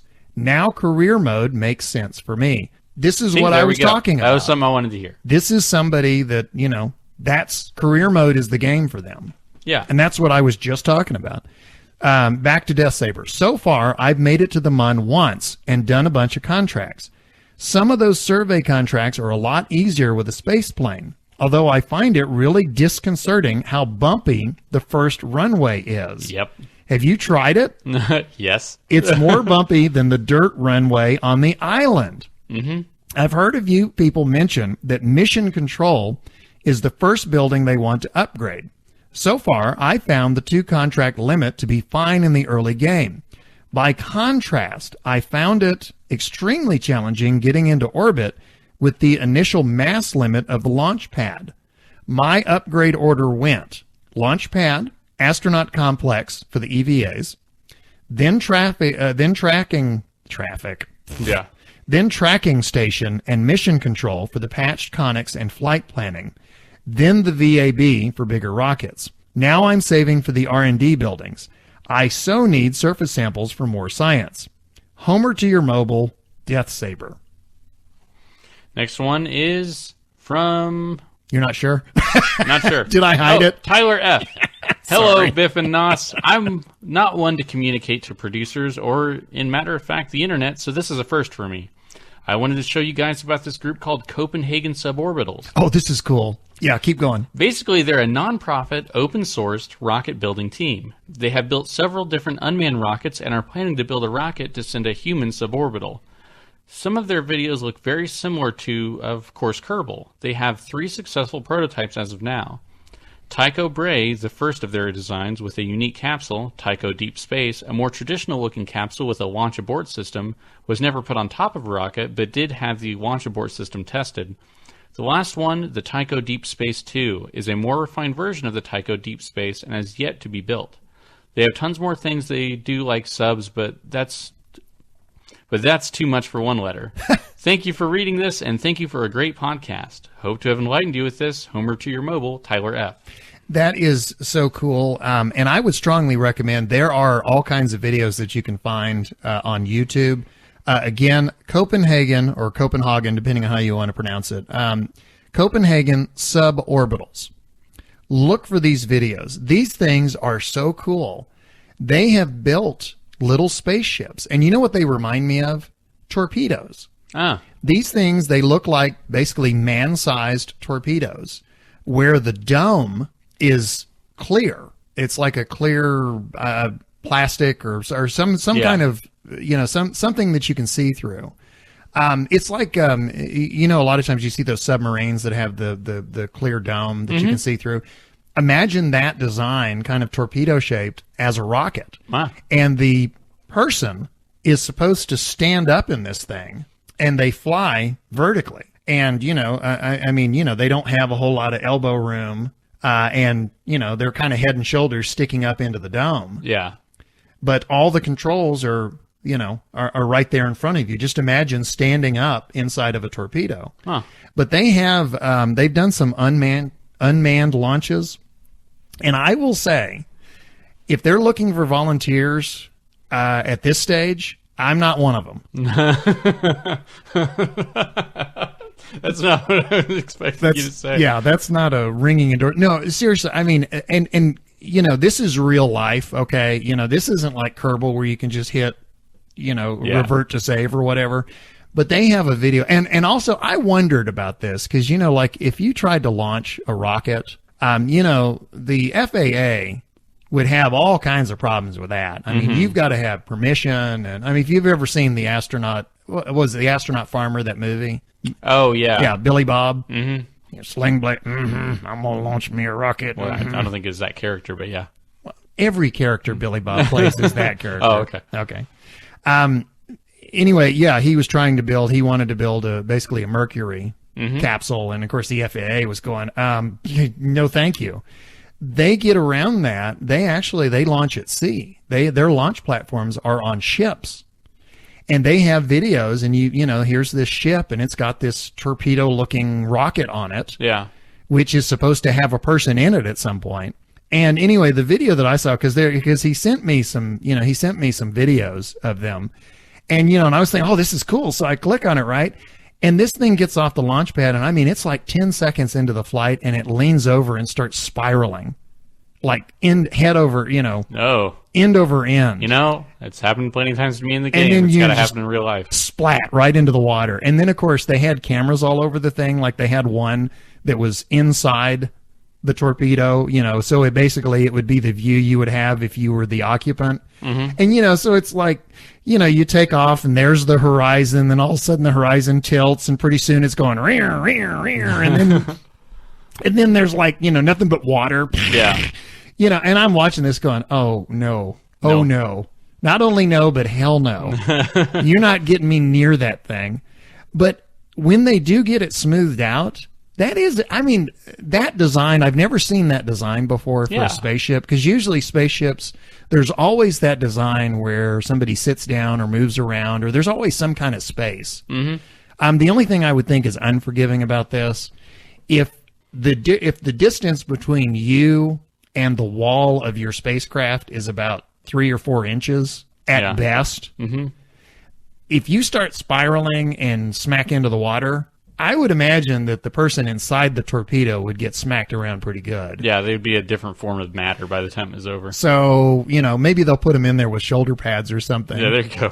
or wrap them in a big blanket and then stick them in there. Yeah. But I would love to see. I would love to see if they progress to the point where they actually have a manned rocket. Yeah, I guess that'd be cool. what would it be? Man rated? Is that the way you describe it? Or I don't well, know. anyway, I would love. I mean, the idea of somebody actually going up into space in one of those things and coming back down. That's cool. Copenhagen suborbital. Look for the videos on YouTube. If anything, it will give you a whole new appreciation for Kerbal Space Program. Yeah. Okay, moving on to our next letter. This one comes from Armin P. And he says, "Hi, guys. Thanks for addressing my email in episode 31. I really appreciate the friendly style in which you cover the fan mail. You may remember that I had complained about the audio quality."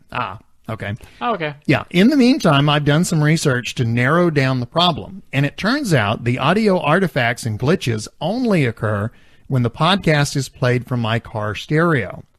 Listening to it on any other device is fine. So, unless there are more people having issues, changing the audio quality is really not necessary since I can get around the problem.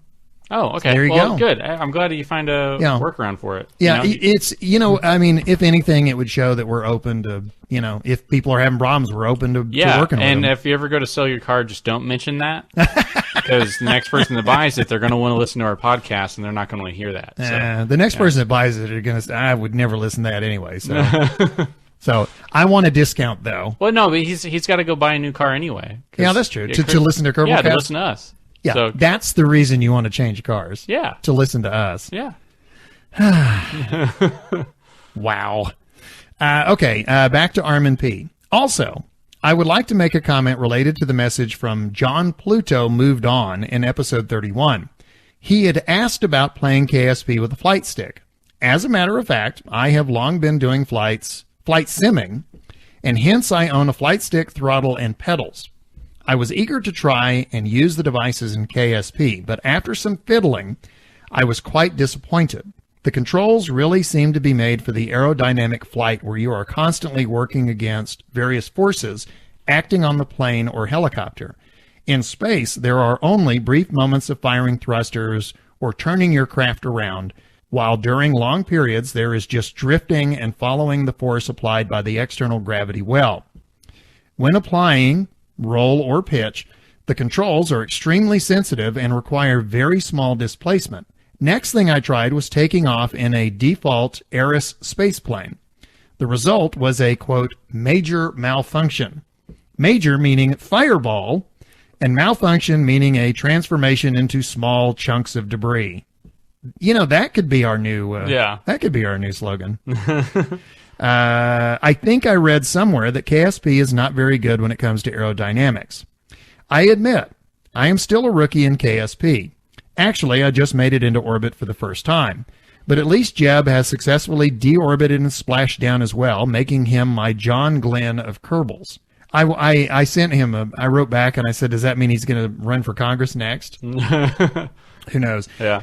There may be situations when flight style controls may come in handy, but I think I will live with the keyboard and mouse controls for now.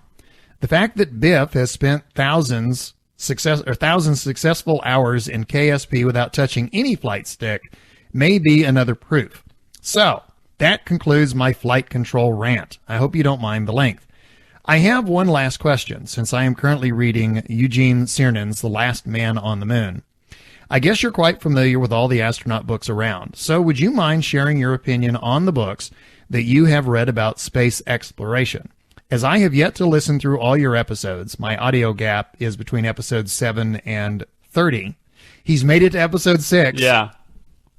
I wonder if he lives in Canada. Yeah. You may have covered it already, in which case I would ask you to please excuse my ignorance. Well, everybody excuses mine. So I would not say ignorance. Happy rendezvous, and as always, stay away from the black monoliths. Cheers, Armin P. Book recommendations. I think we did it once. I think we talked about books one time, but I don't think it was ever in our itinerary. Yeah. It just kind of spurred up. So we'll just do it again. Okay. Two that I would recommend right off the top of my head, especially since he is reading Gene Cernan's Last Man on the Moon. That is about Apollo 17. That was obviously last Apollo mission. Two books I would recommend. and I've already written him back and told him, but I'm saying this for the benefit of the listenership.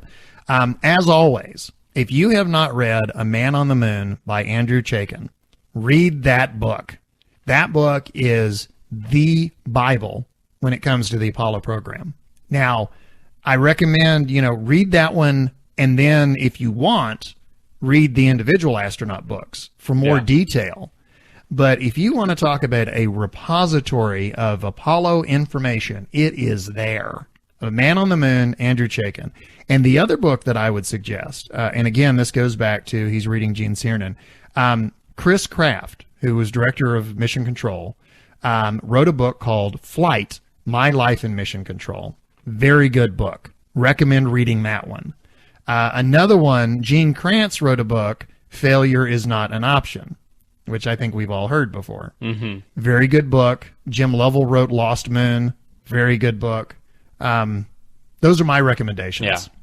And those are all off the top of my head. So, isn't it kind of scary that just off the top of my head? I would recommend Star Trek versus X-Men. I want to be there when Picard meets Professor X. It was, I don't even remember. I think I read. You know what they would do? I think I read you know what they high would school. do? Seriously, they would get Patrick Stewart would be Picard, and they'd get James McAvoy. It would be the early Professor X. That's the workaround. And he would be walking around, he was going, I can't read your mind because I can walk. Yeah. So, don't need the wheelchair. Yeah. I guess you have to have seen the last X-Men movie, Days of Future Past, to get that one. I actually haven't seen it. No, is it Future Past or Future Present? Days of Future Past. Okay. Yeah. Good Lord. I can't even get that right. So our next letter comes from Mittenpo. Hey, guys. Hey. It's Christmas. No, it's not. It was. It was when he wrote it. We're catching up. It was there, getting there. And being an adult in this season is quite hard. Lots of work and preparations for this special day. Have you all finished buying your gifts? No, me neither. Actually, I still haven't. I'm wearing my gift. Yeah. Still, you are a gift. I am a gift. a gift that can't be returned. Still looking for Kerbal Legos, but nowhere to be found. Oh, yeah, that would be kind of cool. It's little Lego Kerbal guys. Let's talk about the game. Yes. I'm still waiting for Gerbil Space Program, the board game. Last week, you guys asked if any of the listeners had tried to use another type of control scheme for the game, and my answer to that is yes. Ever since you guys talked about the people who made their own cockpits for the game, I've tried to do something similar. After some researching, I found a way to make a simple human interface device using something called Arduino. Nas will explain what it is. No, I'm not going to explain what it is. We explained it in the last one, yeah. so. Remember I wikied it while you were talking? Yeah. I had this huge idea of making an awesome cockpit with lots of illuminating buttons, but ended up with only one big red button saying, abort. Programming the device to handle multiple actions became too complicated for someone with no background experience of C language. At this point, I had almost given up dreaming about my personal Kerbal cockpit. I've been using the abort button ever since, but recently I found an awesome app on the App Store called Custom Control Pad, CCP. It is a custom configurable control surface for your computer using your smartphone or tablet. My initial thought was, oh my gosh, I can finally make my own Kerbal controller, and Nas is really handsome. After reading the tutorial... He did not say that. I scrolled down and pre-installed layouts for the various softwares and found a tab called Games. Fair enough, FIFA, Dota, World of Warcraft, Battlefield, Arcade, Grid, etc., and Kerbal Space Program. It had pre-installed layouts for the game. This is surely a wonderful app, but it still has some limitations. Although the developer mentioned about a mod to send back flight data such as altitude, prograde, periapsis, etc., to your iOS and Android device, it's nowhere to be found. But if you do, please be kind and share it. I mainly use it for my action groups. For example, instead of remembering what all the numbers do what, I can name a button called Open Cargo, Release Pod, Transmit Data, and so on. You can create and save as many layouts as you want, one for launch, rendezvous, EVA, landing, you name it. I strongly recommend this app. Captain Kirk also talks about quick saving. You know, coming back in time, changing history, that's cheating. A trick I learned from an old friend. Mittenpo. Did he say that that's iOS and Android? I think so, yeah.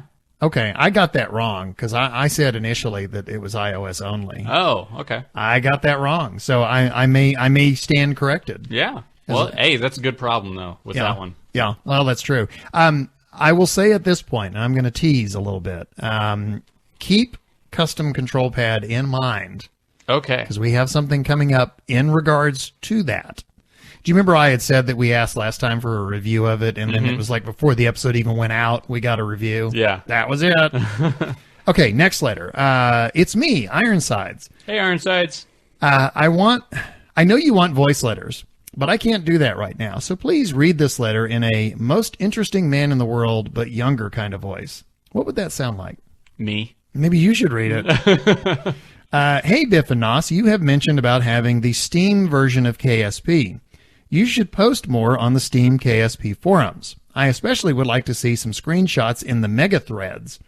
You will find it easy. It never moves far from the top page. I post in it a lot. I have 1,300 screenshots. Oh, wow. I know it's a lot, but they are all pretty great. Okay.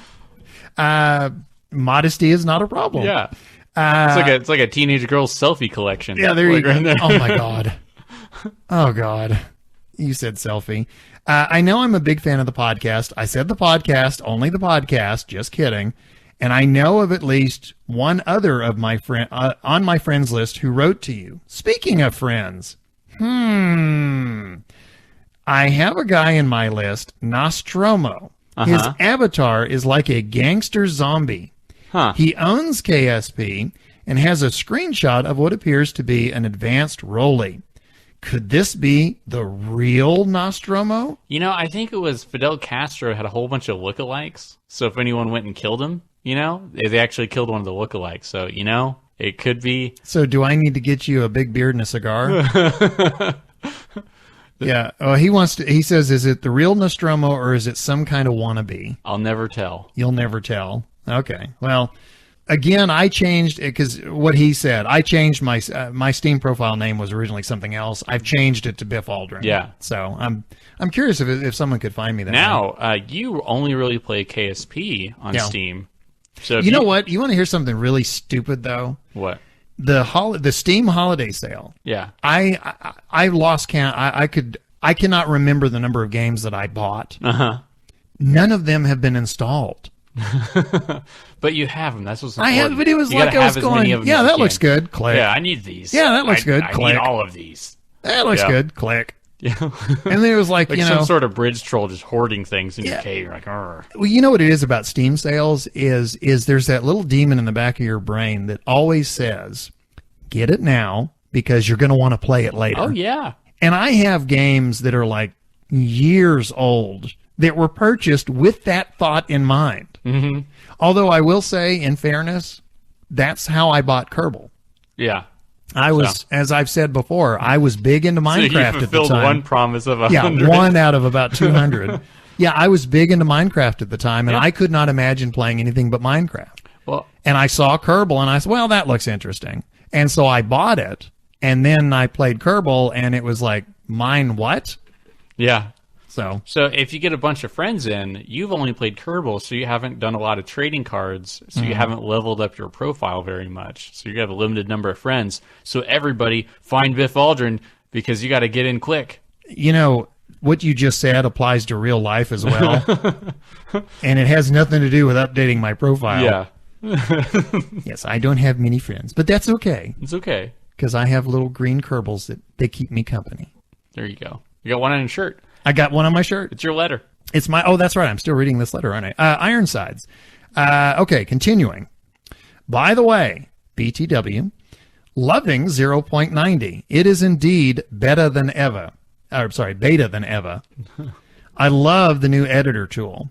You guys know I like mods, and so far most of my essentials have been updated to. Oh, this is okay. This is a what do you call it? Where you do the where you use the punctuation to make a smiley face. Yeah, an emoticon. Emoticon, thank you. Yeah, it's full colon and then a capital D. Stop laughing. You're so old. I know.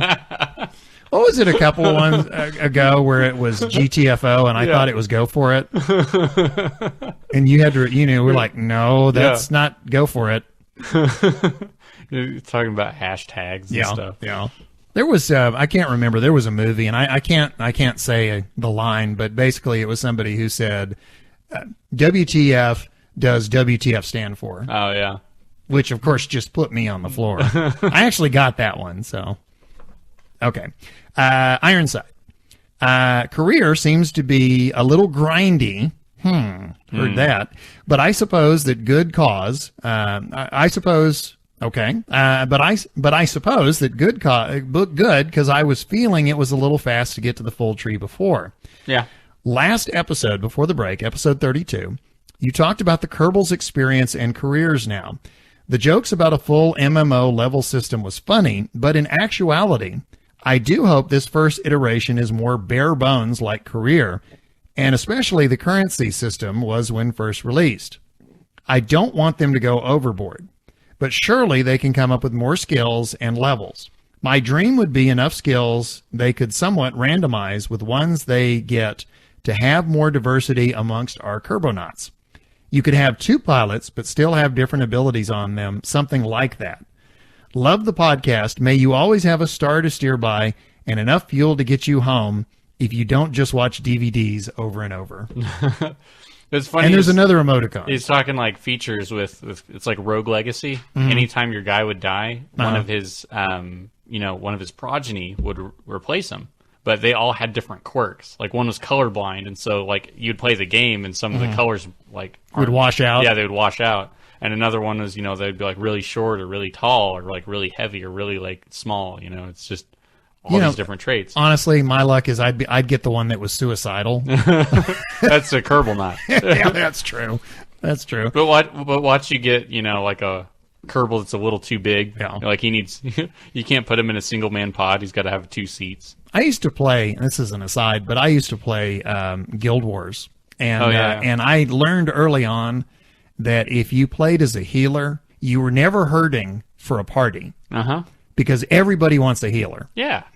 And I discovered, and I got cursed out more times than I can count, because of suicidal idiots that would run into, all by themselves, would run into these giant crowds of like 30, NPCs. They would run in, they would get killed, and then they'd come back and they'd start hollering at me because I didn't heal them. Yeah, you didn't die with me. Yeah, and what finally sent somebody over the edge was I finally went, I'm sorry, I can't heal stupid. Because, it's like, don't run into a crowd of 30 orcs by yourself. Yeah. But anyway. That was a life lesson. Right there. I mean, he unleashed this torrent on me, and then, click. So-and-so has left the game. Oh, he showed you. Yeah, he really showed me. Yeah, I'm still stinging about it to this day. Do you have the next letter? Yeah, this comes from William M. I just discovered your podcast a couple of days ago with your episode 31. You asked if anyone had experiences with flight sticks in KSP. Wow. I use a Cytec AV8R-03, and it works great with KSP. It's easier to write that than to say. It is to say. But really, honestly, I think sometimes people write things just to see how badly we're going to mangle them. No, but what's cute about it, it's AV8R, Aviator. Oh, that's okay. The Aviator has 3 axes of control, pitch, roll, and yaw, provided by rotating the stick left to right, plus a built-in throttle along with a hat switch. The addition of the hat switch is what I feel makes a joystick awesome in KSP. Actually, those things are just awesome in anything. I know. I have set my hat switch to control the translation controls of my spacecraft with 2 of the buttons on the top of the stick for translate forwards and backwards thruster commands. This makes docking and landing on the Mun very easy because I can control both my orientation and the direction of flight without switching modes or using 2 hands on different sets of keys. The stick also features a safety toggle switch for the pickle that I've mapped to the staging button. If you are looking to try a flight stick, the Aviator can be found on sale for about $25 occasionally. The Logitech Extreme 3D Pro can also be found in that price range on Amazon about right now.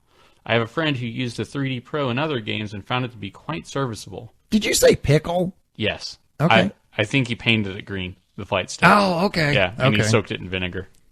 And made a pickle. Okay. Yeah. What a pretty pickle. Well, I have just a quick shout out. One of our frequent contributors is Thomas Eccles. And he wants to let everyone know he has created a new YouTube channel. And he is posting some Kerbal Space Program videos. And we are going to put a link to it on the show page. So go to the show page and look for the link. Yeah. And that was it. Now it's your turn. He's the guy that did the movie trailer thing, right? Yeah, Yeah, he did. Yeah, awesome.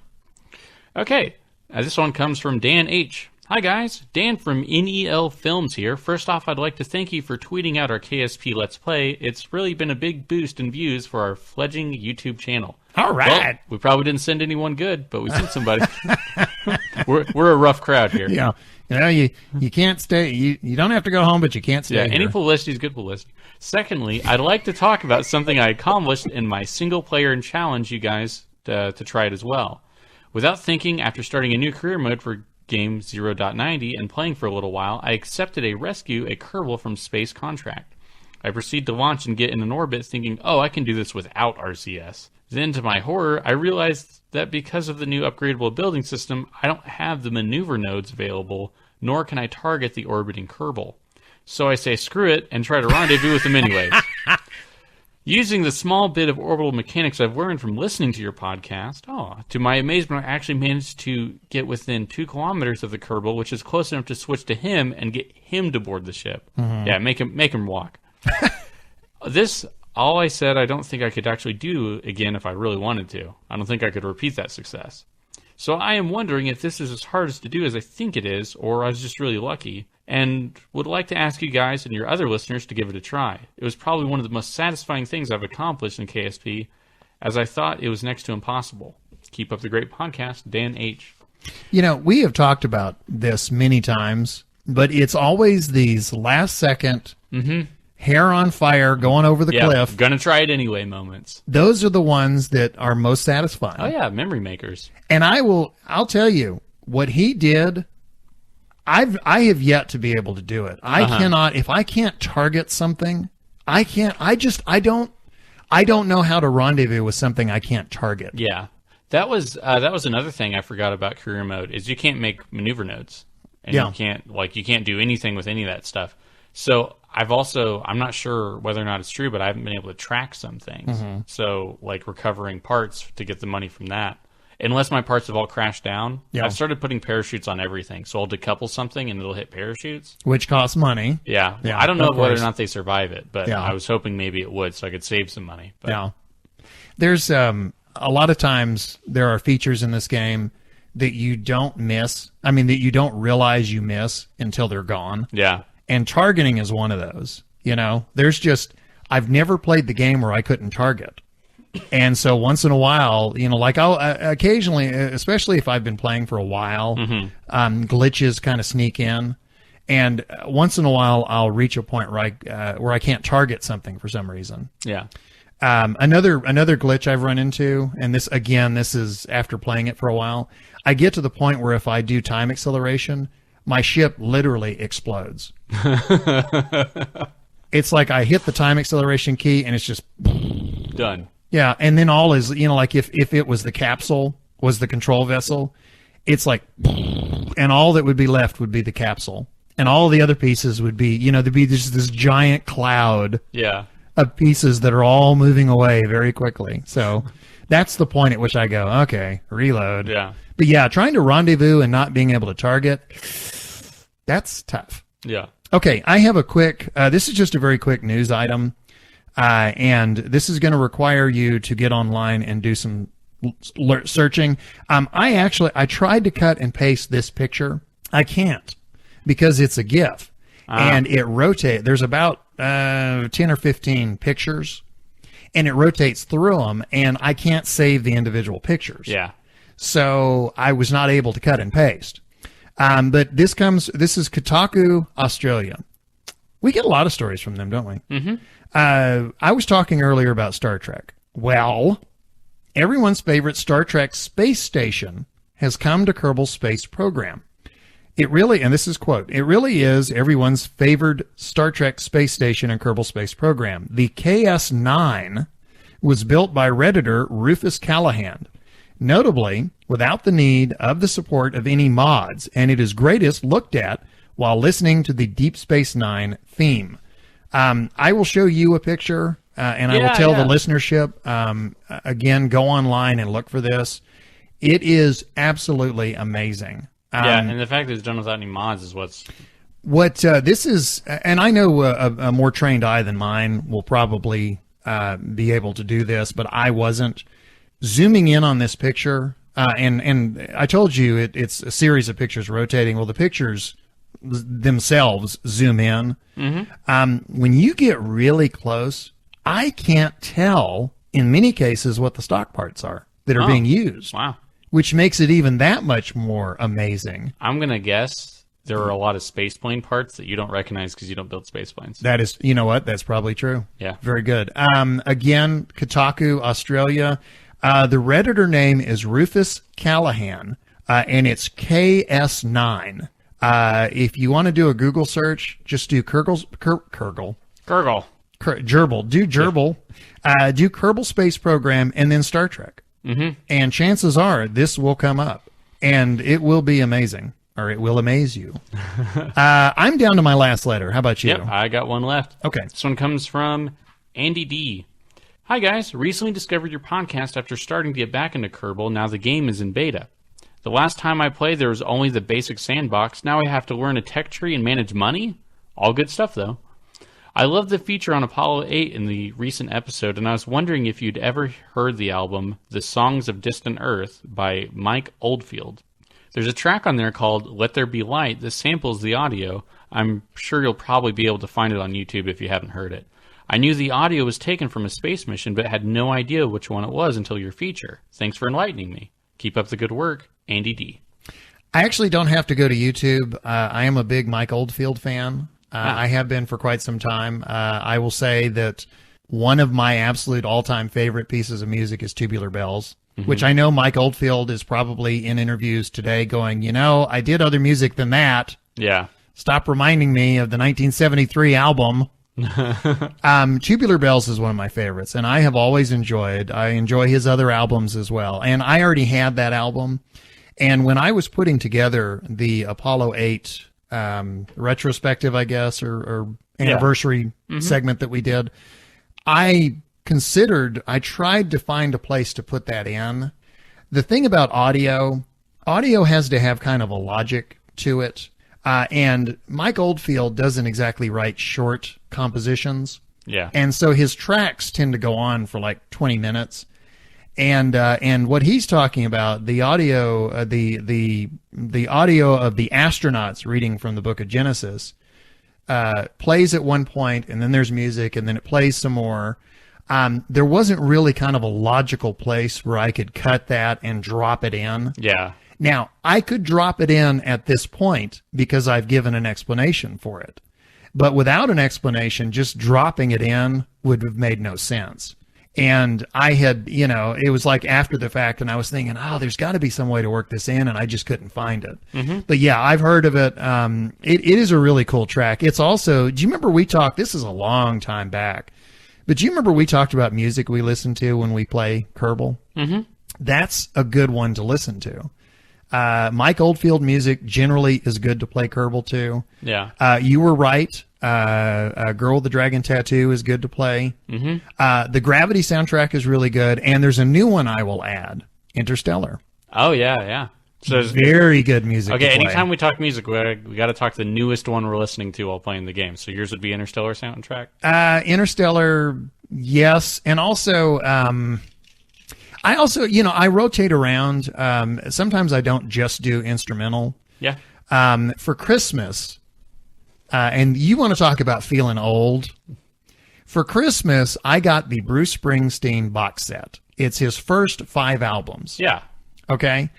And I was trying to find it before I got it for Christmas. I was trying to find it, and I was calling around to record stores going, do you guys have the new Bruce Springsteen box set? Yeah.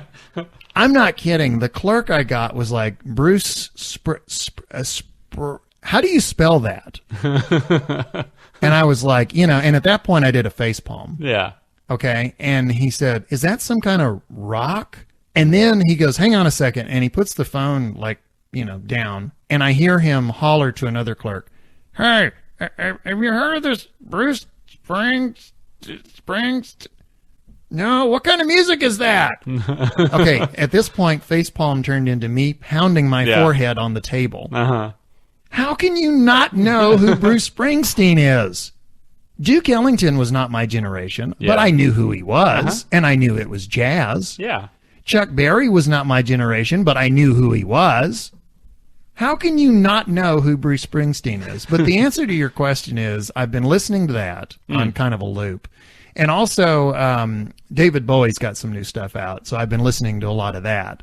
But yeah, I've been Interstellar. When I start playing Kerbal to that, generally it's on repeat. Yeah. And it'll play through like 3 and 4 and 5 times in a row. Mm-hmm. It's really cool music to play the game to. My music lately has been Red Ants, which is like hard rap. And then, I saw that face. Okay. And then the Drums, it's a band called The Drums, and they have an album called Portofino, which has been pretty. It's like indie stuff. Really? Yeah. It's okay. I don't know, it's a really good album. Can you do me a favor? What? There are 2 words I just long to hear. Diarrhea Planet. Oh, thank you. I haven't seen anything recently I needed from that. them. I haven't gotten anything new from them recently. So. That is a shout back. That is a callback to early episodes. I still remember the first segment we did on that. Yeah, you remember the face I made. Yeah. Are we down to our last letter? Yeah, it's all you. Okay. I said a while back with Custom Control Pad to keep that in mind because we had something that was coming up. This is the something that's coming up. This comes from Octavio R. And he says, hello, have just heard your podcast episode mentioning our app. First thing, thank you for mentioning us and congratulations for your work on the podcast. Have heard the last few episodes, but have liked it. Custom Control Pad, or CCP, was born to control keyboard shortcuts for pro applications we use in studio. Maya, Photoshop, Final Cut, etc. And being a KSP junkie, I immediately started using it for it. So we developed a gaming-oriented side of the application. In your podcast, you notice that the keyboard probably feels better. I agree on this.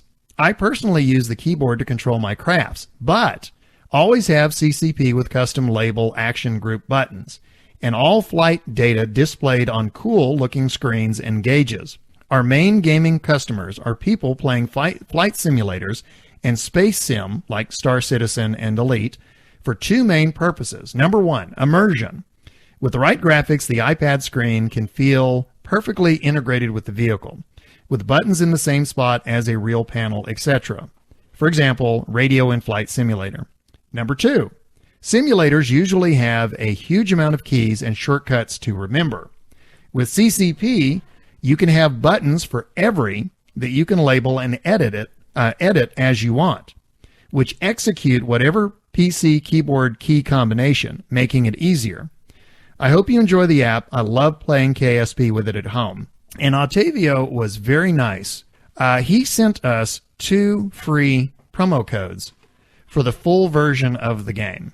And in the past, we tried to do a giveaway, and we came up with a question that was so difficult. Yeah.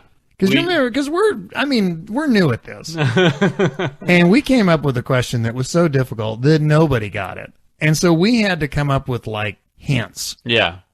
Yeah, and that sort of went okay. And then it came down to 2 people and we're going to do a drawing, and so it turned into a coin flip, and like I really just kind of feel bad for it was Run Phil Run that didn't win. Mm-hmm. So I'm sorry, dude. Right. And, well, we're going to try and simplify it this time. So, would you like to win a code to win this app? Well, all you have to do is something very simple. Just get an email address that you have and email us at kerbalpodcast.gmail.com. At gmail.com. At gmail.com. Can you call me old? kerbalpodcast@gmail.com. Email us with the subject line, "Give me the code." And if you would like to include in the email itself what name you want to be called, and if you want to include a screen cap, we will tweet it out.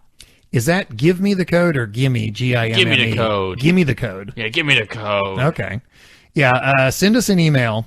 And what we're going to do to avoid the boondoggle that we came up with last time, what we're going to do is simply send in your emails. We're going to get however many we get, we're just going to do a random drawing. Yep. We've got 2 codes to give away. So, 2 lucky Kerbalcast listeners. Wow, I didn't think I'd ever put those words together. They're not lucky to listen to us, yeah. but they're lucky if they get the code. That's right. That's why there's only 2 of them. That's right. You know what? That may encompass our entire listenership, too. Oh, yeah. But yeah, send in an email. Once again, with the, is it hashtag? Did you say hashtag? No, I'm not doing a hashtag. So send us an email, kerbalpodcast@gmail.com. Subject line, give me the code. In the email itself, say what you want to be referred to as on our podcast, on the episode we announce it. And if you want to give us a screen cap of you playing the game, we will also put that on our Twitter. Woohoo! Okay, so that is the simplest way we're going to do this. Send in emails. We'll do a drawing. 2 winners. There you go. There you go. And the losers have to listen to the podcast. We now have from your email, the beginning, and we're going to sign you up for our pyramid scheme. Yeah, $1 million ideas. Got to get at the ground level. Do you know you were giving out the kerbalpodcast@gmail.com? We ended up on a spam list somewhere. Really? And I keep getting these emails. I mean, I'm not. You know, you always hear these jokes about Nigerian princes and things. Mm-hmm. I keep getting those.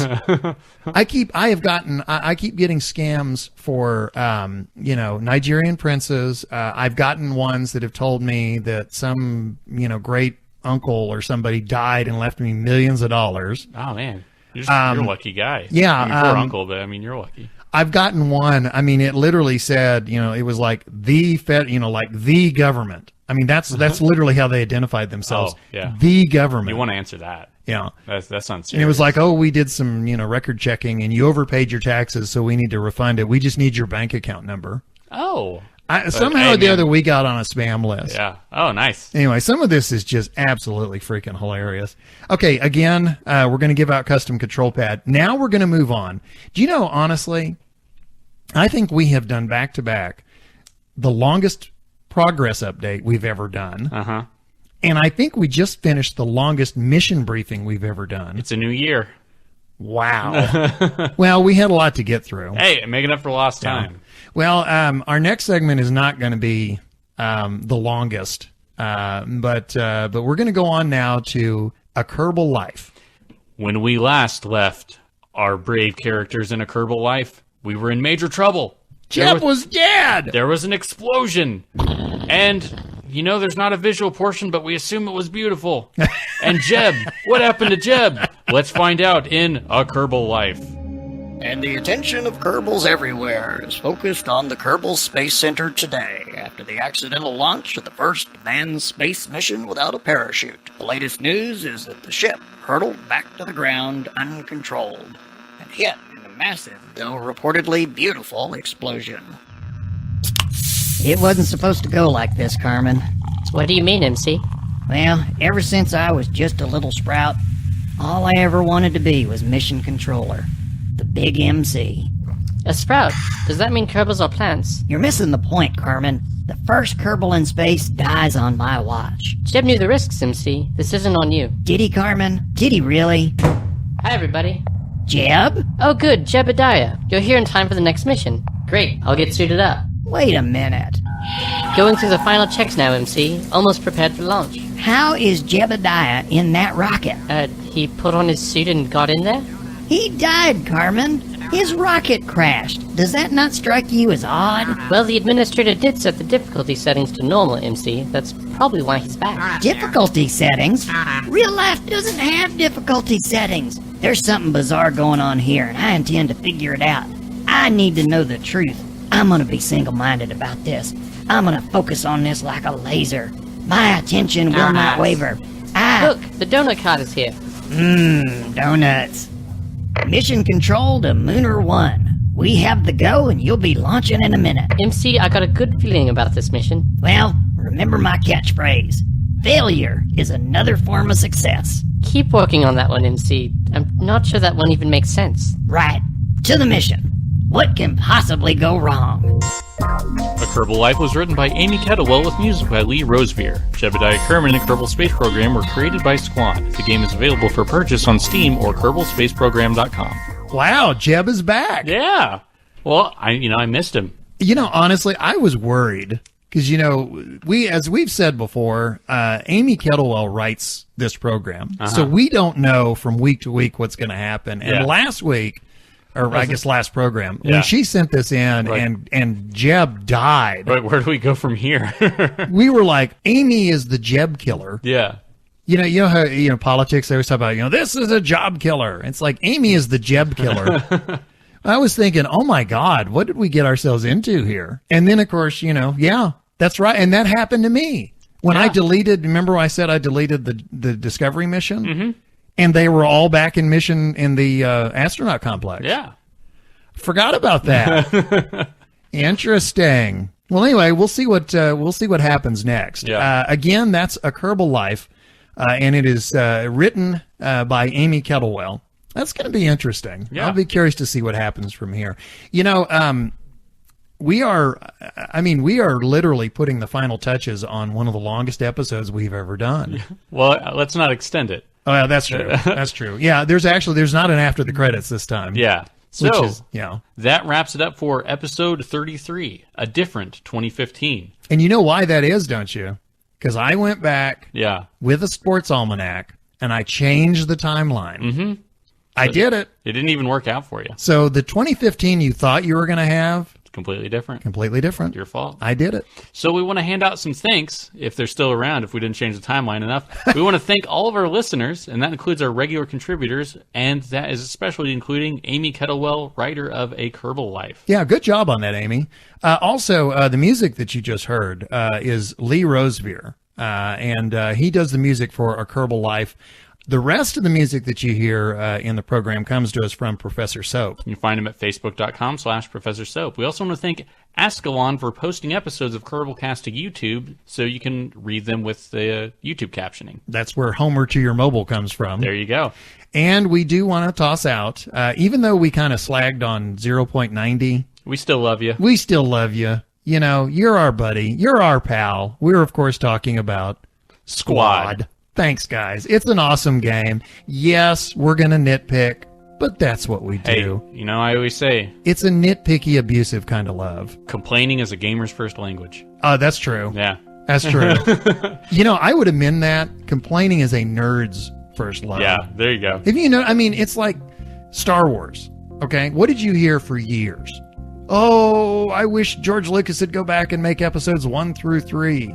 And then episodes 1 through 3 come in. I hate it. Yeah, I can't wait to hate this now. Now episode 7's coming out. I can't wait to hate it. So, if you ever want to contact us, you can find us at kerbalpodcast@gmail.com, or you can find us on Twitter at Kerbalcast. And you can download episodes directly from kerbalpodcast.libsyn.com.